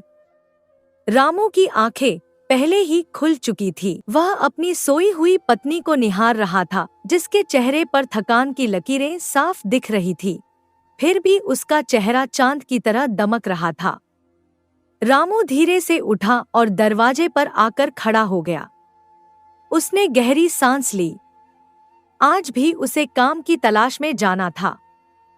पिछले 5 दिनों से उसे खेतों में काम नहीं मिला था। घर में अनाज के नाम पर सिर्फ 2 रोटियां बची थी, जो उसने गीता के लिए रख छोड़ी थी। क्या सोच रहे हो रामू? गीता की आवाज ने उसके विचारों को भंग किया। रामू ने मुड़कर अपनी पत्नी को देखा। सुबह की धूप में उसका चेहरा और भी खूबसूरत लग रहा था। काली झाई लिए लंबे बाल, गेहुआ रंग और नक्शीले चेहरे वाली गीता गांव की सबसे सुंदर महिला थी। रामू के मन में हमेशा एक डर रहता था कि कहीं इतनी सुंदर पत्नी को पाकर वह सबकी नजरों में ना आ जाए। कुछ नहीं गीता, उसने मुस्कुराते हुए कहा, बस देख रहा था कि आज मौसम कैसा है। लगता है आज बारिश नहीं होगी, शायद काम मिल जाए। गीता ने रामू के चेहरे के भाव पढ़ लिए। वह जानती थी कि बात कुछ और है। वह उठी और धीरे धीरे चलकर रामू के पास आई। सच बताओ रामू, क्या बात है? 5 दिनों से तुम्हारा चेहरा उतरा हुआ है। मैं तुम्हारी पत्नी हूँ, मुझसे क्या छिपाना? रामू की आंखों में आंसू आ गए। गीता, मैं क्या करूँ? कहाँ जाऊँ? गांव में काम नहीं है। हमारे पास खाने के लिए अनाज नहीं बचा है और आज रात्रि भी हमें भूखे ही सोना पड़ेगा। रामू, गीता ने उसका हाथ थामा। भगवान पर भरोसा रखो, सब ठीक हो जाएगा। भरोसा? कितने दिनों से हम भरोसा कर रहे हैं गीता। किसान साहू से मैंने पिछले महीने उधार मांगा था, उन्होंने मना कर दिया। जमींदार से फसल कटाई के लिए हिस्सेदारी पर खेत मांगा, उन्होंने भी साफ इनकार कर दिया। आज मैंने ठाकुर के यहाँ जाकर उधार मांगने की सोची है, लेकिन मन में डर है कि वे भी मना न कर दें। गीता चुप रही। वह जानती थी कि रामू सही कह रहा है। गांव में अकाल की स्थिति थी। 2 साल से अच्छी बारिश नहीं हुई थी, फसलें सूख गई थी और गांव के अधिकतर परिवार पलायन कर चुके थे। एक बात कहूँ रामू? गीता ने धीरे से पूछा। हाँ कहो न। रामू, ऐसा लगता है कि अब गांव में रहना मुश्किल हो गया है। खेतों में काम भी नहीं मिलता और जो मिलता है उसमें पेट भरना भी मुश्किल है। गीता ने संकोच के साथ कहा। हाँ यह तो है। रामू ने सहमति जताई। रामू, अब तो उधार भी कोई देने को तैयार नहीं। सबके अपने अपने हाल हैं। गीता ने आगे कहा, उसकी आवाज में दर्द झलक रहा था। रामू ने गीता की ओर देखा। उसकी आंखों में अजीब सी चमक थी, जैसे कोई फैसला कर लिया हो। इससे अच्छा तो, गीता ने गहरी सांस ली, शहर चलते हैं, वहां कुछ काम तो मिल ही जाएगा। यहाँ तो भूख से मरने के अलावा कोई चारा नहीं दिखता मुझे। रामू के चेहरे पर चिंता की लकीरें उभर आईं। शहर? हम वहां कैसे जाएंगे? और वहां रहेंगे कहाँ? वहां कोई जानता भी तो नहीं है हमें। गीता ने अपने सूखे होठों पर जीभ फेरी और फिर बोली, मेरे पास अभी कुछ गहने बचे हैं। माँ ने शादी में दिए थे, उन्हें बेचकर कुछ पैसे मिल सकते हैं। उन्हीं से सफर और कुछ दिन का गुजारा हो जाएगा, जब तक तुम्हें कोई काम न मिल जाए। रामू चुप हो गया। वह जानता था कि गीता के लिए उसके गहने सिर्फ जेवर नहीं, बल्कि उसकी माँ की आखिरी निशानी थे। गीता के पिता का देहांत उसके बचपन में ही हो गया था और माँ ने कड़ी मेहनत करके उसे पाला था। शादी के कुछ ही महीनों बाद गीता की माँ का भी देहांत हो गया था। इन गहनों के अलावा गीता के पास माँ की याद में और कुछ नहीं था। नहीं गीता, हम तुम्हारे गहने नहीं बेचेंगे। मैं कुछ और रास्ता निकालूंगा, रामू ने दृढ़ता से कहा। गीता ने रामू का हाथ अपने हाथों में लिया और बोली, रामू, मैं जानती हूँ कि तुम मेरे दिल की बात समझते हो, लेकिन इस वक्त हमारी जिंदगी ही दांव पर है। माँ होती तो वही यही कहती कि गहने तो दोबारा बन जाएंगे, लेकिन जिंदगी नहीं। रामू की आंखों से आंसू छलक पड़े। उसने गीता को अपने आगोश में ले लिया। गीता, तुम सच में बहुत समझदार हो। मैं वादा करता हूँ जैसे ही हमारी स्थिति सुधरेगी मैं तुम्हारे लिए ये सारे गहने दोबारा बनवा दूंगा। गीता ने मुस्कुराते हुए अपने आंसू पोंछे और बोली, मुझे पता है रामू, मुझे पता है। अगली सुबह रामू गहने लेकर गांव के एकमात्र सुनार के पास गया। सुनार नंदलाल गांव में कई पीढ़ियों से रह रहे थे और सभी के सुख दुख के साथी थे। अरे काका, ये गहने खरीद लोगे? रामू ने उन्हें गहने दिखाते हुए पूछा। नंदलाल ने धीरे से अपने चश्मे को ठीक किया और गहनों को ध्यान से देखा। ये तो गीता के गहने हैं ना? शादी में उसकी माँ ने दिए थे। रामू ने सिर झुकाकर हाँ कहा। बेटा, ऐसा क्या हो गया कि गीता के इतने कीमती गहने बेचने पड़ रहे हैं तुम्हें? रामू ने नंदलाल को सारी बातें बताई, गांव की स्थिति, काम की कमी, भूखमरी का खतरा और अंत में शहर जाने का फैसला। नंदलाल गहरी सोच में डूब गए। हाँ, खरीद तो लूंगा बेटा, पर ज्यादा कीमत मत मांगना। अब तो सोने चांदी की कीमत भी गिर गई है, बाजार में मंदी चल रही है। जो भी बन पड़े दे दो काका। मुझे शहर जाना है, कल ही निकलना है। नंदलाल ने गहनों को एक बार फिर से देखा, फिर अपनी तिजोरी से कुछ सिक्के निकाले और रामू की ओर बढ़ा दिए। ले बेटा, इन्हें संभाल कर रखना। और हाँ, यह मेरी सलाह मान, शहर बड़ा है, वहाँ लोग एक दूसरे की परवाह नहीं करते। अपनी गीता का ख्याल रखना, वह बहुत खूबसूरत है और शहर में नजरें बदल जाती हैं। रामू ने सिक्के अपनी मुट्ठी में कसकर पकड़ लिए और नंदलाल से विदा ली। वापस घर आकर उसने गीता को सिक्के दिखाए। गीता के चेहरे पर मुस्कान आ गई। देखा रामू, भगवान हमेशा रास्ता दिखाता है। अब हम शहर जाकर नई शुरुआत करेंगे। रामू ने गीता को गले लगा लिया। उसने मन ही मन प्रण किया कि वह गीता के सपनों को पूरा करेगा, चाहे उसे कितनी भी मेहनत क्यों न करनी पड़े। अगले दिन सुबह सुबह ही रामू और गीता ने अपनी झोपड़ी के दरवाजे पर ताला लगाया और शहर की ओर चल पड़े। उनके पास बस एक छोटा सा बोरिया बिस्तर था, जिसमें कुछ कपड़े और बर्तन थे, और एक पोटली में वो थोड़े बहुत पैसे थे जो गीता के गहने बेचकर मिले थे। गांव छोड़ते समय गीता की आंखों में आंसू थे। जिस मिट्टी में वह पली बड़ी थी, जिन गलियों में उसने खेला था, उन्हें छोड़ना आसान नहीं था। रामू ने गीता का हाथ थामा और धीरे से दबाया, जैसे कह रहा हो, डरो मत, मैं हूं ना। दोनों गांव से निकलकर पगडंडी के रास्ते शहर की ओर बढ़ने लगे। रास्ता लंबा और थकाऊ था। दोपहर होते होते सूरज सिर पर आ गया था। गीता थकान से चूर हो गई थी, लेकिन शिकायत नहीं कर रही थी। गीता, थोड़ी देर आराम कर लें? रामू ने एक पेड़ की छांव की ओर इशारा करते हुए कहा। गीता ने हाँ में सिर हिलाया और दोनों पेड़ के नीचे बैठ गए। रामू ने पोटली से थोड़ा पानी निकाला और गीता को दिया। गीता ने घूंट भरा और फिर रामू को पानी की बोतल लौटा दी। रामू, तुम्हें लगता है हम शहर में अपनी जगह बना पाएंगे? रामू ने गीता के माथे से पसीना पोंछा और मुस्कुराते हुए बोला, हाँ बिल्कुल, मैं मेहनत करूंगा, कोई भी काम करूंगा, मजदूरी, भवन निर्माण, कारखाने में काम, जो भी मिलेगा, बस तुम हिम्मत रखो। गीता ने रामू की ओर प्यार से देखा। मैं भी काम करूंगी रामू, मैं सिलाई कढ़ाई जानती हूँ, या फिर किसी के घर में काम कर लूंगी। रामू ने गीता के हाथ को थामा और बोला, बस हम दोनों साथ मिलकर काम करेंगे और एक दिन अपना खुद का घर बनाएंगे। थोड़ी देर आराम करने के बाद दोनों फिर से चल पड़े। शाम ढलते ढलते वे एक नदी के किनारे पहुंचे।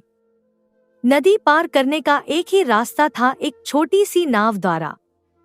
नाव के मालिक ने रामू की ओर देखा और बोला, 2 आदमी 4 सिक्के। रामू ने बिना कुछ कहे अपनी पोटली से 4 सिक्के निकाले और नाव वाले को दे दिए। दोनों नाव में बैठ गए।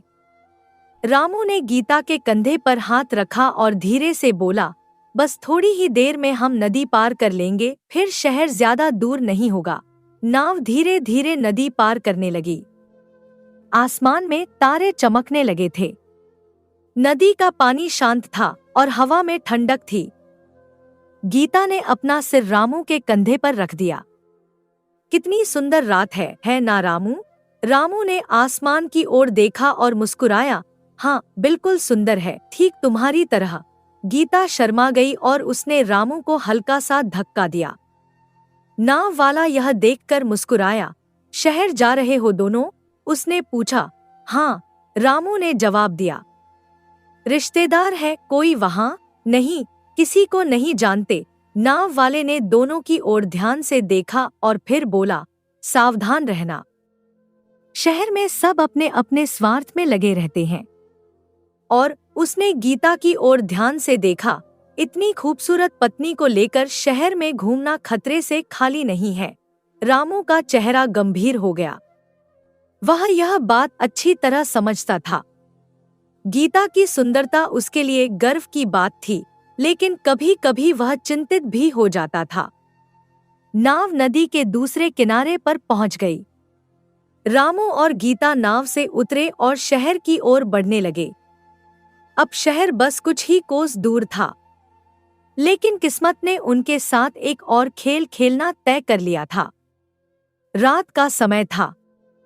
चारों ओर अंधेरा छाया हुआ था, सिर्फ चांद की रोशनी ही रास्ता दिखा रही थी। रामू और गीता थके हारे चल रहे थे।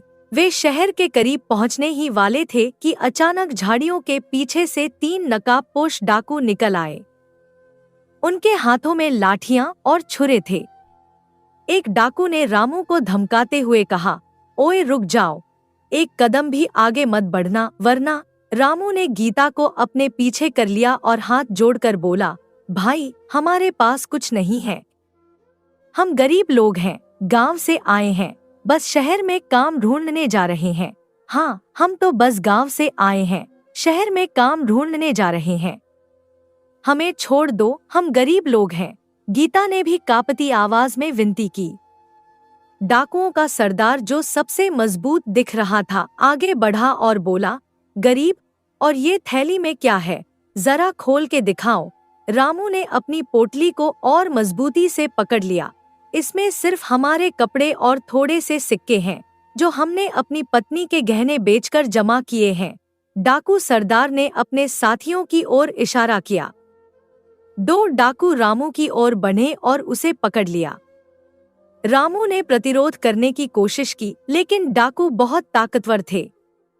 तीसरे डाकू ने झपट कर रामू के हाथ से रुपयों की थैली छीन ली और उसे उलटकर सिक्के जमीन पर गिरा दिए।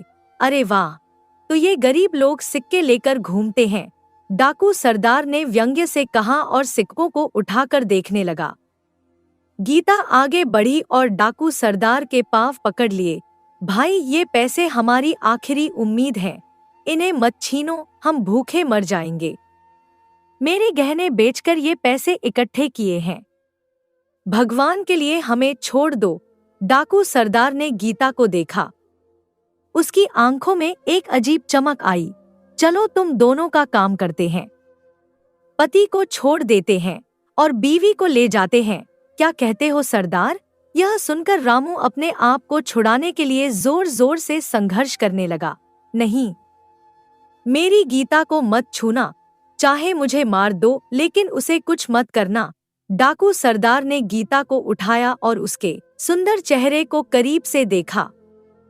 तभी गीता ने उसके मुंह पर थूक दिया। डाकू सरदार ने गीता को धक्का दिया। गीता जमीन पर गिर गई। रामू चिल्लाया, गीता! एक और डाकू ने आगे बढ़कर गीता को उठाने की कोशिश की, लेकिन गीता ने उसे भी धक्का दिया और अपनी साड़ी से एक छुरी निकाल ली, जो उसने रास्ते में सुरक्षा के लिए छिपा कर रखी थी। कोई भी मेरे करीब आया तो अच्छा नहीं होगा, गीता ने छुरी दिखाते हुए चेतावनी दी। डाकू सरदार ने अपने साथियों को रोका और फिर बोला, ठीक है, हमें भूखे नंगे लोगों की मदद करने की आदत नहीं है। सब कुछ छोड़कर भाग जाओ यहाँ से, वरना जान से हाथ धो बैठोगे। डाकू सारे सिक्के उठाकर भाग गए। रामू और गीता उदास होकर जमीन पर बैठ गए। रामू की आंखों से आंसू बह रहे थे। गीता, अब क्या करें? हमारे पास तो कुछ भी नहीं बचा, ना खाना, ना रहने की जगह, ना पैसे। अनजान शहर में अब कैसे जिएंगे? गीता ने अपने पति का हाथ थामा और उसकी आंखों में देखा। हम हार नहीं मान सकते रामू, हमने गांव नहीं छोड़ा है हार मानने के लिए। दोनों कुछ देर चुपचाप बैठे रहे। रामू आकाश की ओर देखने लगा, जैसे मानो किसी चमत्कार की उम्मीद कर रहा हो। फिर उसने एक गहरी सांस ली और गीता से कहा, तुम ठीक कहती हो गीता, हम हार नहीं मान सकते। चलो शहर की ओर चलते हैं, कुछ तो रास्ता मिलेगा। दोनों धीरे धीरे आगे बढ़ने लगे। रामू गीता को सहारा दे रहा था, क्योंकि डाकू सरदार के धक्के से उसके पैर में चोट आई थी। कुछ दूर चलने पर उन्हें एक पेड़ के नीचे एक बूढ़े बाबा बैठे हुए दिखे। बाबा के चेहरे पर आत्मिक प्रकाश था और उनके लंबे सफेद बाल और दाढ़ी उनकी आयु और ज्ञान के प्रतीक थे। देखो गीता, वो बाबा शायद कोई ज्ञानी पुरुष हैं। क्यों न उनसे सलाह लें? रामू ने सुझाव दिया। गीता ने सहमति में सिर हिलाया और दोनों बाबा के पास गए। बाबा ध्यान में मगन थे, लेकिन जैसे ही रामू और गीता उनके करीब पहुंचे, उन्होंने अपनी आंखें खोलीं और दोनों की ओर देखा। आओ बेटा आओ, बाबा ने उन्हें इशारा करके पास बुलाया। रामू और गीता बाबा के सामने बैठ गए। बाबा ने दोनों के चेहरों को ध्यान से देखा और फिर बोले, बेटा तुम दोनों बहुत परेशान लग रहे हो। क्या हुआ? रामू ने बाबा को सारी कहानी सुनाई, गांव छोड़ने से लेकर डाकुओं द्वारा लूटे जाने तक। बाबा शांति से सब सुनते रहे। बाबा, हम गांव से आए थे काम की तलाश में, लेकिन रास्ते में डाकुओं ने हमें लूट लिया। अब हमारे पास कुछ भी नहीं बचा है। हमें समझ नहीं आ रहा कि हम क्या करें, रामू ने निराशा भरे स्वर में कहा। बाबा ने गहरी सांस ली और फिर दोनों को आशीर्वाद देते हुए बोले, बेटा मेरे पास तो कुछ भी नहीं है जो मैं तुम्हें दे सकूं, लेकिन मैं एक ऐसे आदमी को जानता हूं जो जरूरतमंदों को उधार देता है। रामू की आंखों में चमक आई। कौन बाबा? कौन है वो भला इंसान? शहर के अंदर सेठ मणिलाल की हवेली है। वह कई सालों से गरीबों की मदद करता आया है। अगर तुम उसे अपनी परेशानी बताओगे तो शायद वह तुम्हारी मदद कर दे। गीता को कुछ शंका हुई, लेकिन बाबा वो हमें उधार कैसे देगा? हम तो किसी को जानते भी नहीं हैं यहाँ पर। बाबा ने मुस्कुराते हुए कहा, सेठ जी को पैसा लौटाने वाले लोग पसंद है। अगर तुम उन्हें भरोसा दिला सको कि तुम ईमानदार हो तो वह जरूर तुम्हारी मदद करेंगे। रामू के चेहरे पर मुस्कान आ गई। बाबा, आपने हमें एक नई उम्मीद दी है। आपका बहुत बहुत धन्यवाद। बाबा ने दोनों को आशीर्वाद दिया और फिर बोले, जाओ बेटे, भगवान तुम्हारा भला करे। लेकिन एक बात हमेशा याद रखना, दुनिया में ईमानदारी से बड़ा कोई धन नहीं होता। अपनी आत्मा को कभी मत बेचना, चाहे कितनी भी मुसीबत क्यों न आ जाए। रामू और गीता ने बाबा के चरण स्पर्श किए और उनकी बताई दिशा में शहर की ओर बढ़ने लगे। शहर का दृश्य देखकर रामू और गीता दंग रह गए। गांव की छोटी छोटी झोपड़ियों के बजाय यहाँ ऊंची ऊंची इमारतें थी। सड़कों पर अनगिनत लोग चहलकदमी कर रहे थे और बाजार दुकानों से भरे हुए थे। रामू, शहर तो बहुत बड़ा है, गीता ने आश्चर्य से कहा। हाँ गीता, यहाँ अवसरों की कमी नहीं होगी, रामू ने उत्साह से जवाब दिया। दोनों शहर के भीतर गए और सेठ मणिलाल की हवेली का पता पूछते पूछते वहां तक पहुंच गए। हवेली काफी भव्य और आलीशान थी, जिसके द्वार पर 2 पहरेदार खड़े थे। रामू ने एक पहरेदार से पूछा, भाई क्या हम सेठ मणिलाल जी से मिल सकते हैं? पहरेदार ने रामू और गीता को ऊपर से नीचे तक देखा और फिर पूछा, क्या काम है? हमें उनसे मदद की जरूरत है, रामू ने नम्रता से कहा। पहरेदार ने दूसरे पहरेदार की ओर देखा और दोनों मुस्कुराने लगे। सेठ जी किसी को यूं ही नहीं मिलते। पहले बताओ तुम्हारे पास कितने पैसे हैं जो बतौर ब्याज दे सकते हो? गीता ने रामू का हाथ पकड़ा और धीरे से बोली, रामू चलो यहाँ से, यह जगह ठीक नहीं लगती। तभी हवेली के अंदर से एक आवाज आई। कौन है द्वार पर? यह सेठ मणिलाल की आवाज थी। वह सीढ़ियों से उतरकर द्वार की ओर आ रहे थे। सेठ जी, ये गांव से आए हैं, और आपसे मिलना चाहते हैं, पहरेदार ने बताया। सेठ मणिलाल ने रामू और गीता की ओर देखा। सेठ करीब 50 वर्ष के थे, मोटे शरीर वाले, लेकिन उनकी आंखों में एक तेज चमक थी। उन्होंने अपनी मूंछों को तिरछा करते हुए रामू से पूछा, क्या काम है? सेठ जी, हम गांव से आए हैं। रास्ते में डाकुओं ने हमें लूट लिया। हमारे पास कुछ भी नहीं बचा है। हमने सुना है आप गरीबों की मदद करते हैं, तो सोचा आपसे सहायता मांगे। सेठ की नजर गीता पर पड़ी और वहीं ठहर गई। गीता की सुंदरता ने उन्हें मोह लिया। वह एक पल के लिए अपनी जगह पर स्थिर रह गए और फिर मुस्कुराते हुए बोले, अंदर आओ।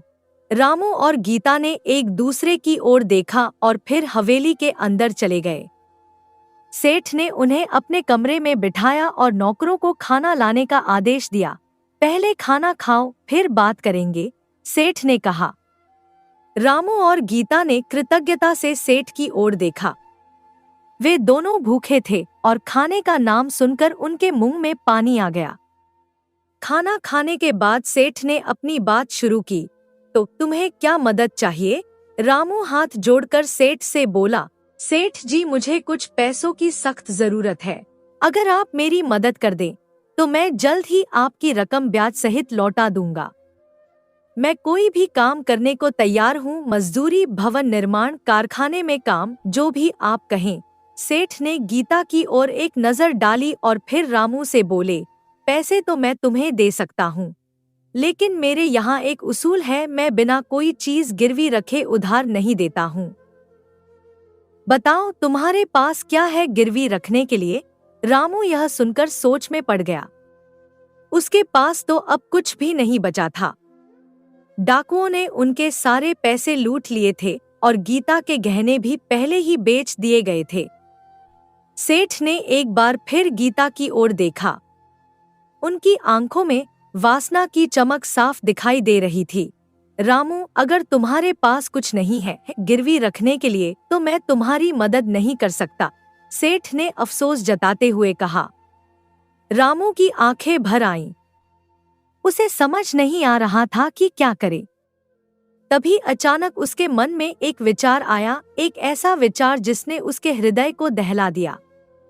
उसने गहरी सांस ली और बोला, सेठ जी, मेरे पास गिरवी रखने के लिए कुछ नहीं बचा, लेकिन उसने रुककर गीता की ओर देखा, लेकिन आप मेरी बीवी को गिरवी रख लीजिए और मुझे कुछ रकम दे दीजिए।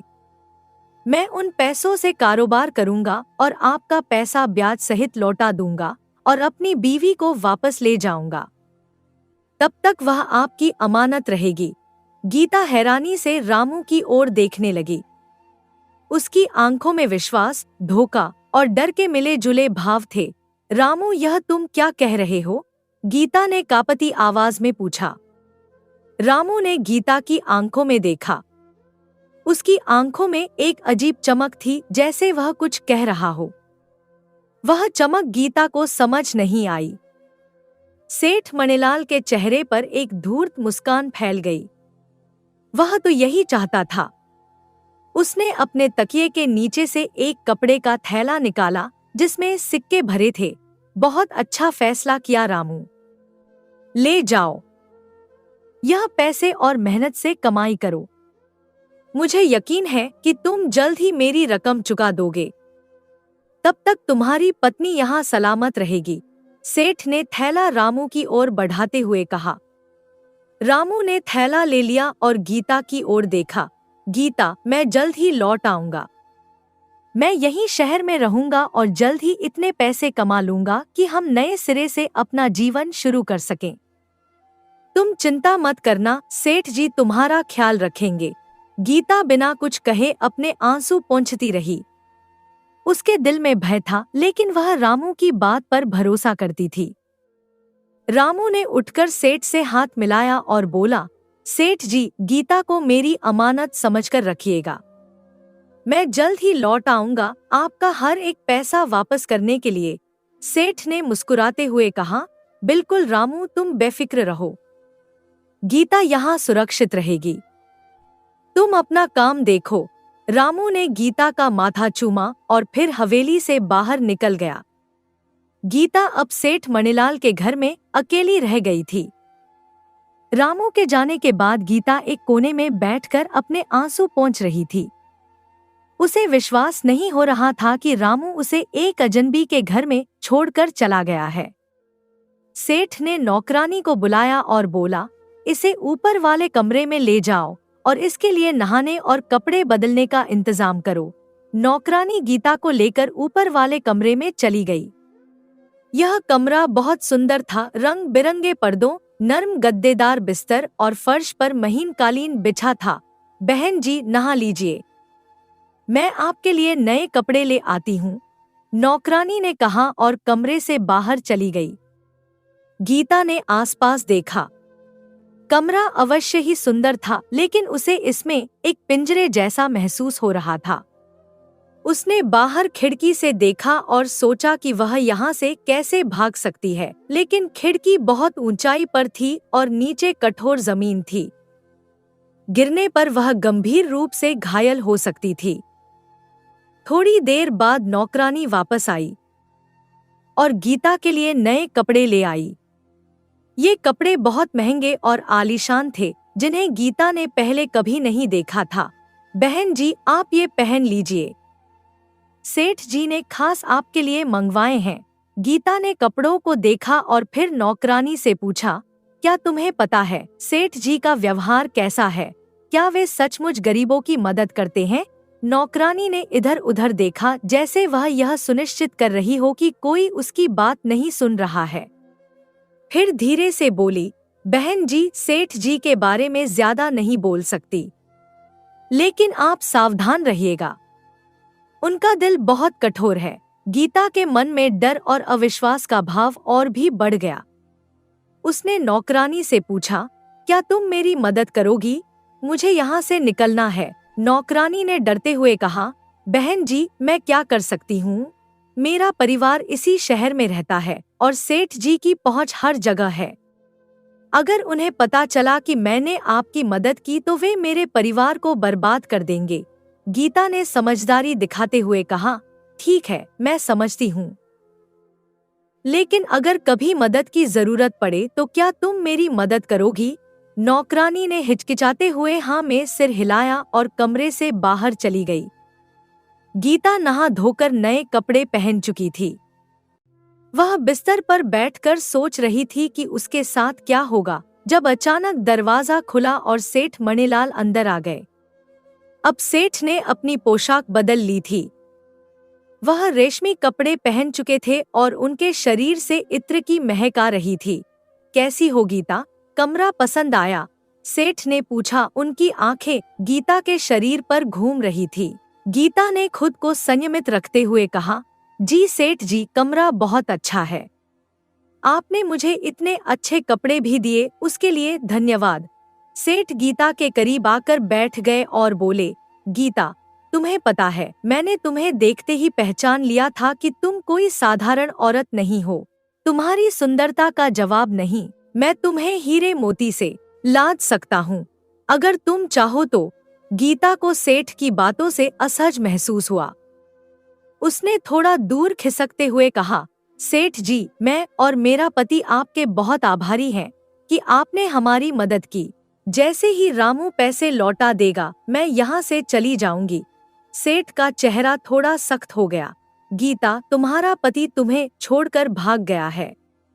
उसने तुम्हें मेरे हवाले कर दिया है। वह कभी वापस नहीं आएगा।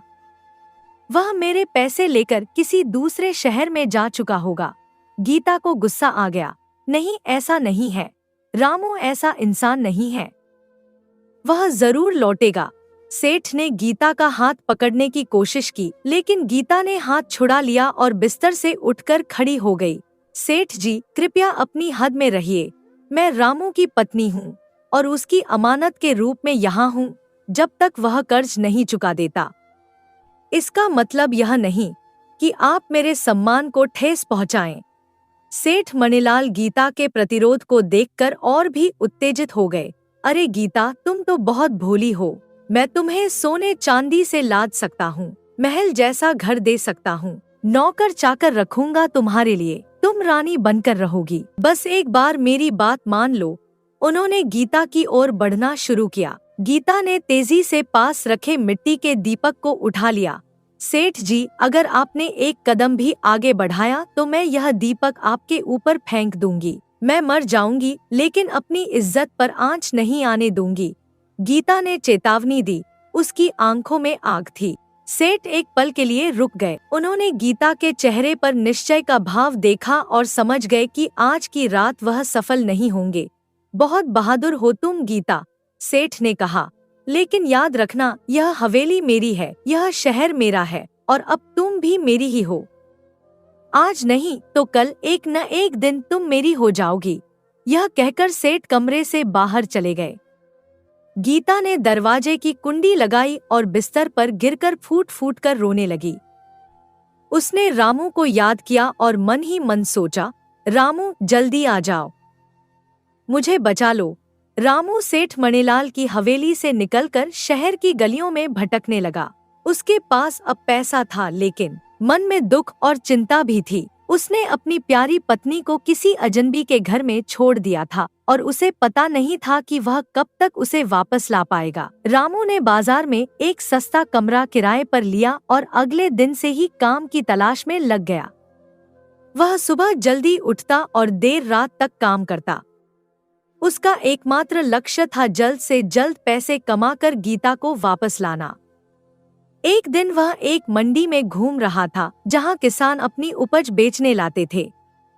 वहां उसने देखा कि कई व्यापारी प्याज खरीद रहे थे। ये प्याज कहां से आते हैं? रामू ने एक व्यापारी से पूछा। उत्तर के गांवों से, व्यापारी ने बताया। वहां बहुत अच्छी प्याज उगती है और शहर में इसकी अच्छी कीमत मिलती है। रामू ने सोचा, यह एक अच्छा मौका हो सकता है। उसने अपने पास के पैसों से थोड़ी मात्रा में प्याज खरीदी और शहर के दूसरे हिस्से में जहां प्याज की कीमत अधिक थी वहां बेचने चला गया। पहले ही दिन उसे अच्छा मुनाफा हुआ। यही है, रामू ने सोचा, मैं प्याज का व्यापार करूंगा। अगले दिन वह उत्तर के गांवों की ओर चला गया और वहां के किसानों से सीधे प्याज खरीदने का सौदा किया। उसने उन्हें अच्छी कीमत दी जिससे किसान भी खुश हुए। फिर उसने शहर में आकर अपनी प्याज को अच्छी कीमत पर बेचा। धीरे धीरे रामू का व्यापार बढ़ने लगा।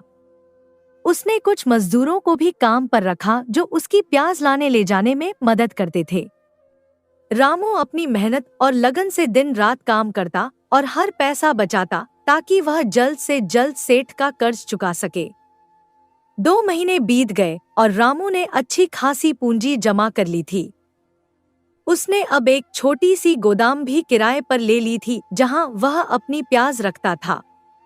एक दिन उसे पता चला कि दक्षिण के इलाकों में भारी बाढ़ आई है, जिससे वहां की प्याज की फसल बर्बाद हो गई है। रामू ने तुरंत इस मौके का फायदा उठाया और अपनी सारी प्याज को दक्षिण के शहरों में भेज दिया, जहां उसे 3 गुना कीमत मिली। इस एक सौदे से रामू ने इतना पैसा कमा लिया जितना वह 2 महीनों में कमाता था। अब उसके पास इतने पैसे थे कि वह सेठ मणिलाल का कर्ज चुका सकता था और अपनी पत्नी गीता को वापस ला सकता था।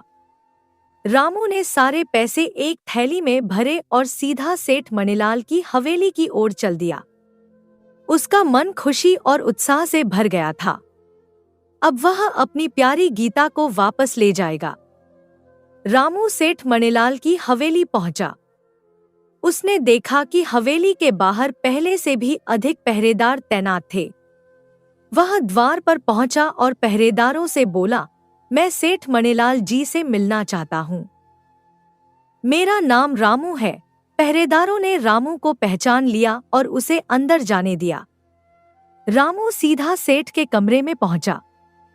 सेठ मणिलाल अपनी कुर्सी पर बैठे हुक्का पी रहे थे। रामू को देखकर उनकी आंखें फैल गईं। वे इतनी जल्दी रामू के लौटने की उम्मीद नहीं कर रहे थे। अरे रामू, तुम इतनी जल्दी वापस आ गए? सेठ ने आश्चर्य से पूछा। रामू के चेहरे पर मुस्कान थी। हाँ सेठ जी, मैंने आपका कर्ज चुकाने का वादा किया था और मैं अपने वादे पर कायम हूँ। रामू ने अपनी थैली सेठ के सामने रख दी और बोला, सेठ जी, अब मेरी हालत ठीक हो गई है। अपना हिसाब कर लीजिए और जितने पैसे मैंने आपसे लिए हैं वह ब्याज समेत चुका देता हूँ। अब मेरी बीवी को मुझे लौटा दीजिए। सेठ मणिलाल, जो पहले ही गीता की खूबसूरती पर फिदा हो चुके थे, यह सुनकर उलझन में पड़ गए। वे सोचने लगे, इतनी सुंदर औरत को कौन लौटाए, लेकिन उन्हें कोई ना कोई बहाना तो बनाना ही था। सेठ ने अपना सिर झुकाया और एक दुखी आवाज में बोले, भाई रामू, क्या बताऊं तुम्हें, बहुत दुख की बात है। रामू के दिल की धड़कनें तेज हो गईं। क्या हुआ सेठ जी? गीता ठीक तो है ना? रामू, तुम्हारी बीवी अब इस दुनिया में नहीं रही, सेठ ने आंखें नीची करके कहा। रामू के पैरों तले जमीन खिसक गई। उसका चेहरा पीला पड़ गया और शरीर कांपने लगा। क्या क्या कह रहे हैं आप सेठ जी? यह कैसे हो सकता है? हाँ रामू, मुझे भी बहुत दुख है, सेठ ने दिखावटी शोक व्यक्त करते हुए कहा। 2 महीने पहले अचानक तुम्हारी बीवी बहुत बीमार पड़ गई थी। मैंने उसकी बहुत सेवा की, अच्छे से अच्छे डॉक्टर बुलवाए, लेकिन अफसोस कि मैं उसे बचा नहीं सका। रामू के आंखों से आंसू बहने लगे। वह उठकर सेठ के पास गया और उनका कॉलर पकड़ लिया। झूठ बोल रहे हो तुम। गीता कहाँ है? मुझे बताओ। सेठ के पहरेदार भीतर आ गए और उन्होंने रामू को पकड़ लिया। सेठ ने कॉलर ठीक करते हुए कहा, देखो रामू, मैं समझता हूँ तुम्हारा दुख, लेकिन सच्चाई यही है, तुम्हारी बीवी अब नहीं रही। रामू की आंखें लाल हो गई थी। वह चिल्लाया, झूठ, सब झूठ है। गीता जिंदा है, मुझे पता है। सेठ ने पहरेदारों को इशारा किया, इसे बाहर ले जाओ, इसका दिमाग खराब हो गया है। दुख के मारे पहरेदारों ने रामू को खींचकर बाहर ले जाना चाहा, लेकिन रामू ने उन्हें धक्का दिया और फिर से सेठ के सामने आ गया।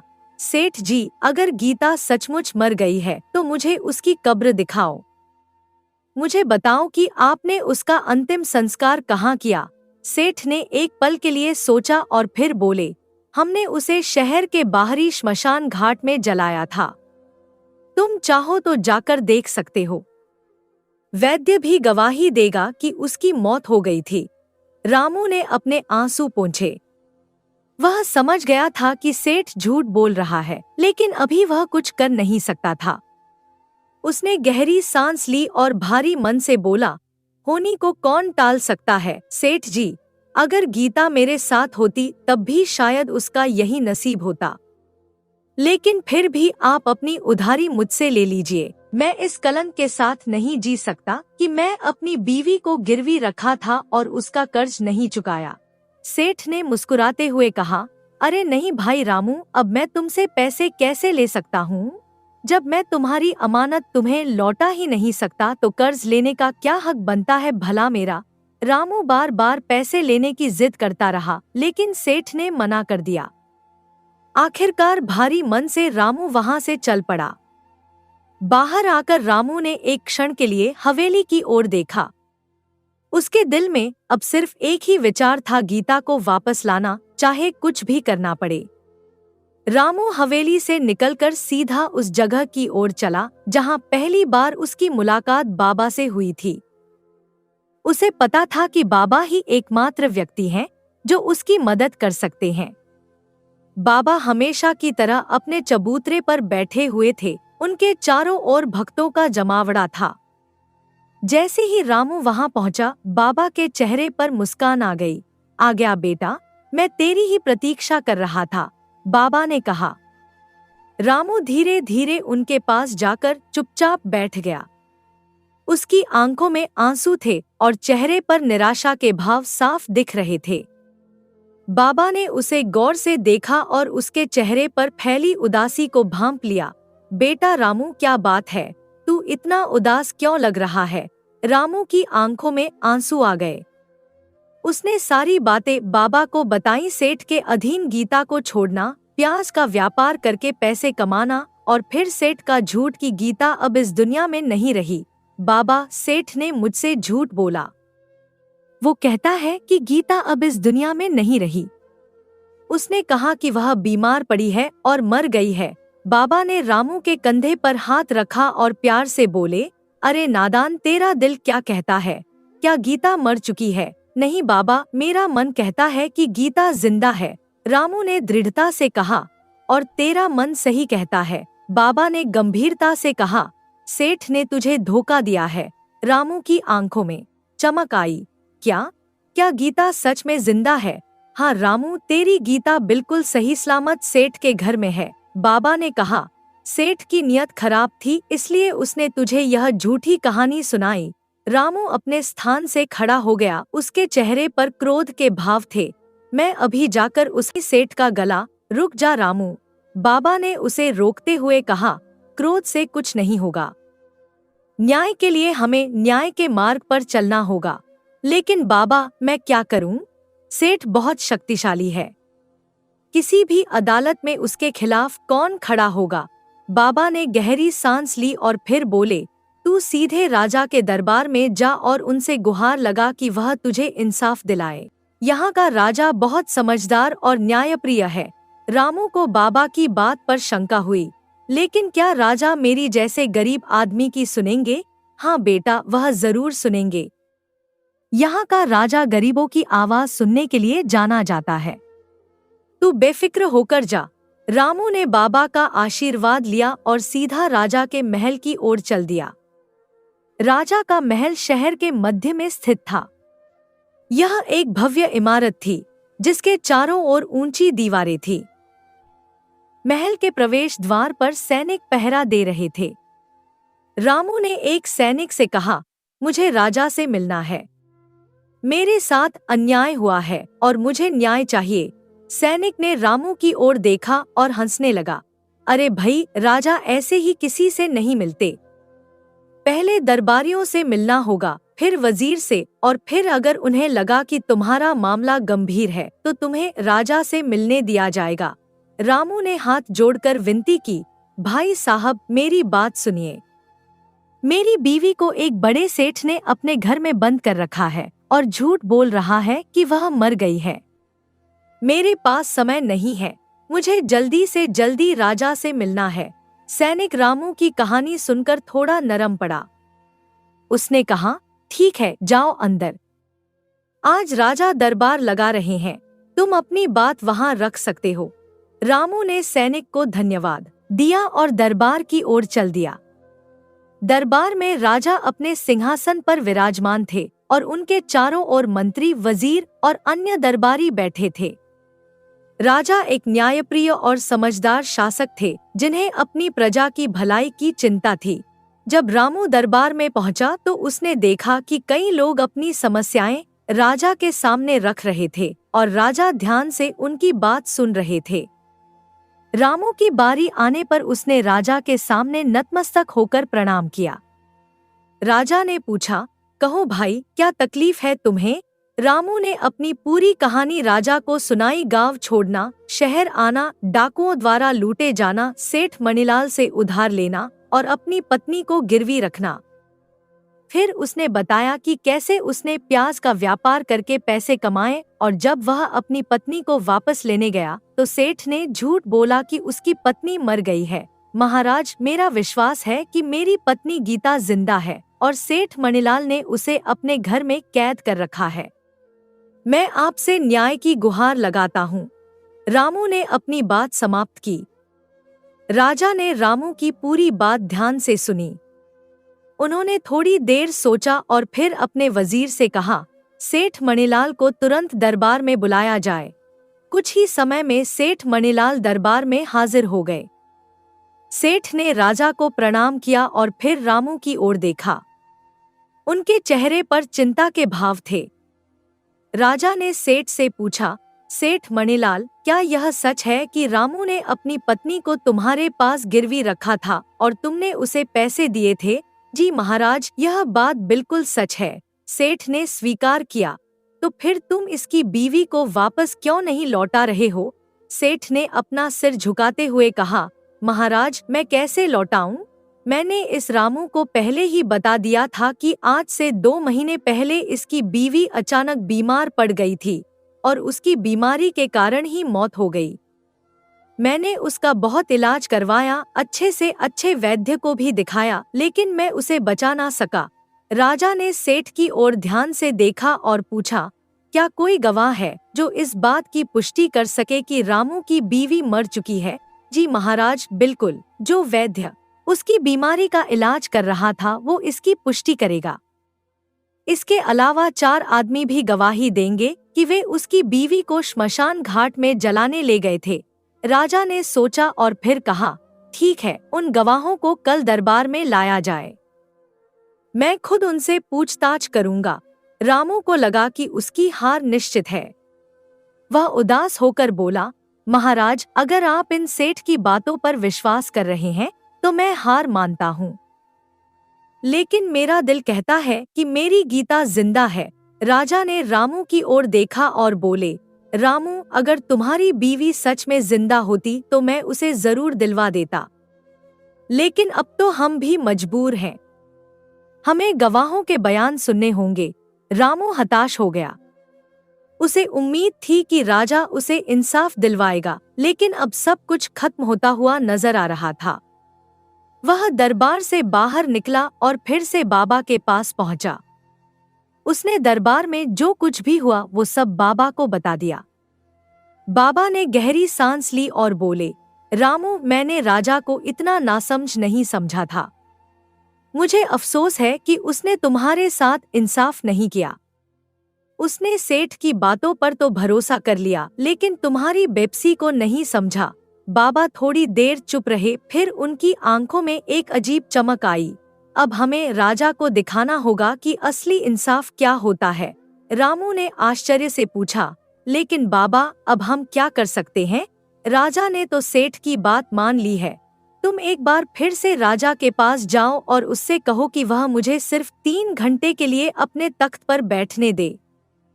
फिर मैं उसे बताऊंगा कि इंसाफ कैसे किया जाता है और इंसाफ किसे कहते हैं। रामू को बाबा की बात में उम्मीद की एक किरण दिखाई दी। वह बिना समय गंवाए फिर से राजा के दरबार में पहुंचा। महाराज, मैं आपसे विनती करता हूँ कि आप साधु बाबा को सिर्फ 3 घंटे के लिए अपना तख्त सौंप दे। रामू ने हाथ जोड़कर कहा, बाबा का कहना है कि वह मुझे इंसाफ दिलाएंगे। राजा को यह सुनकर आश्चर्य हुआ। क्या कह रहे हो रामू?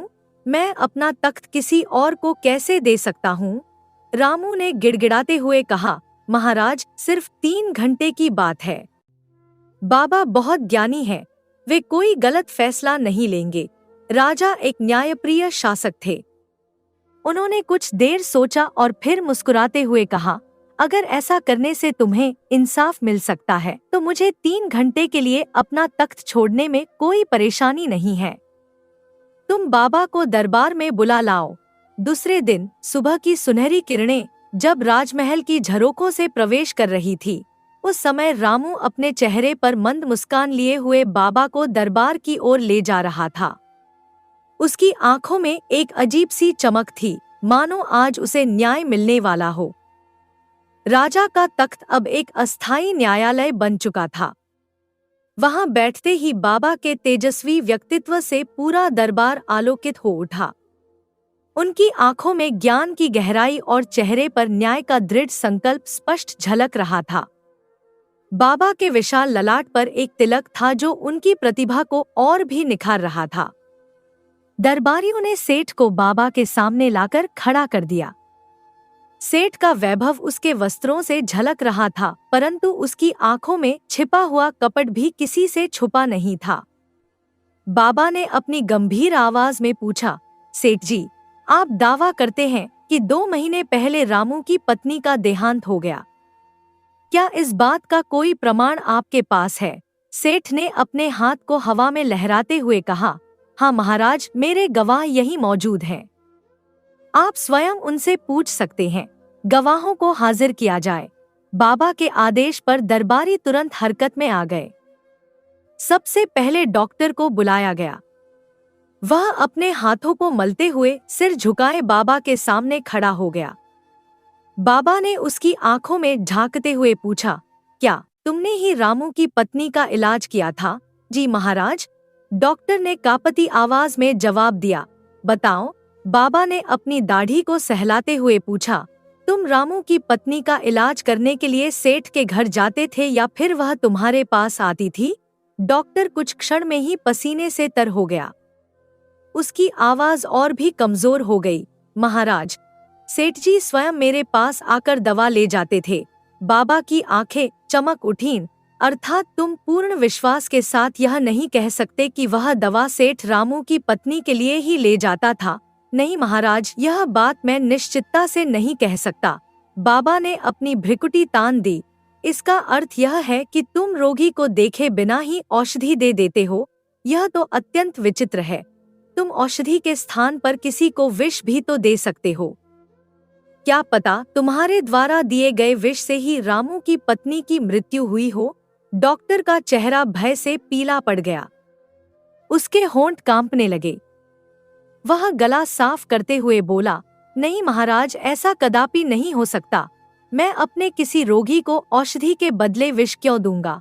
इससे तो मेरी सारी प्रतिष्ठा धूल में मिल जाएगी।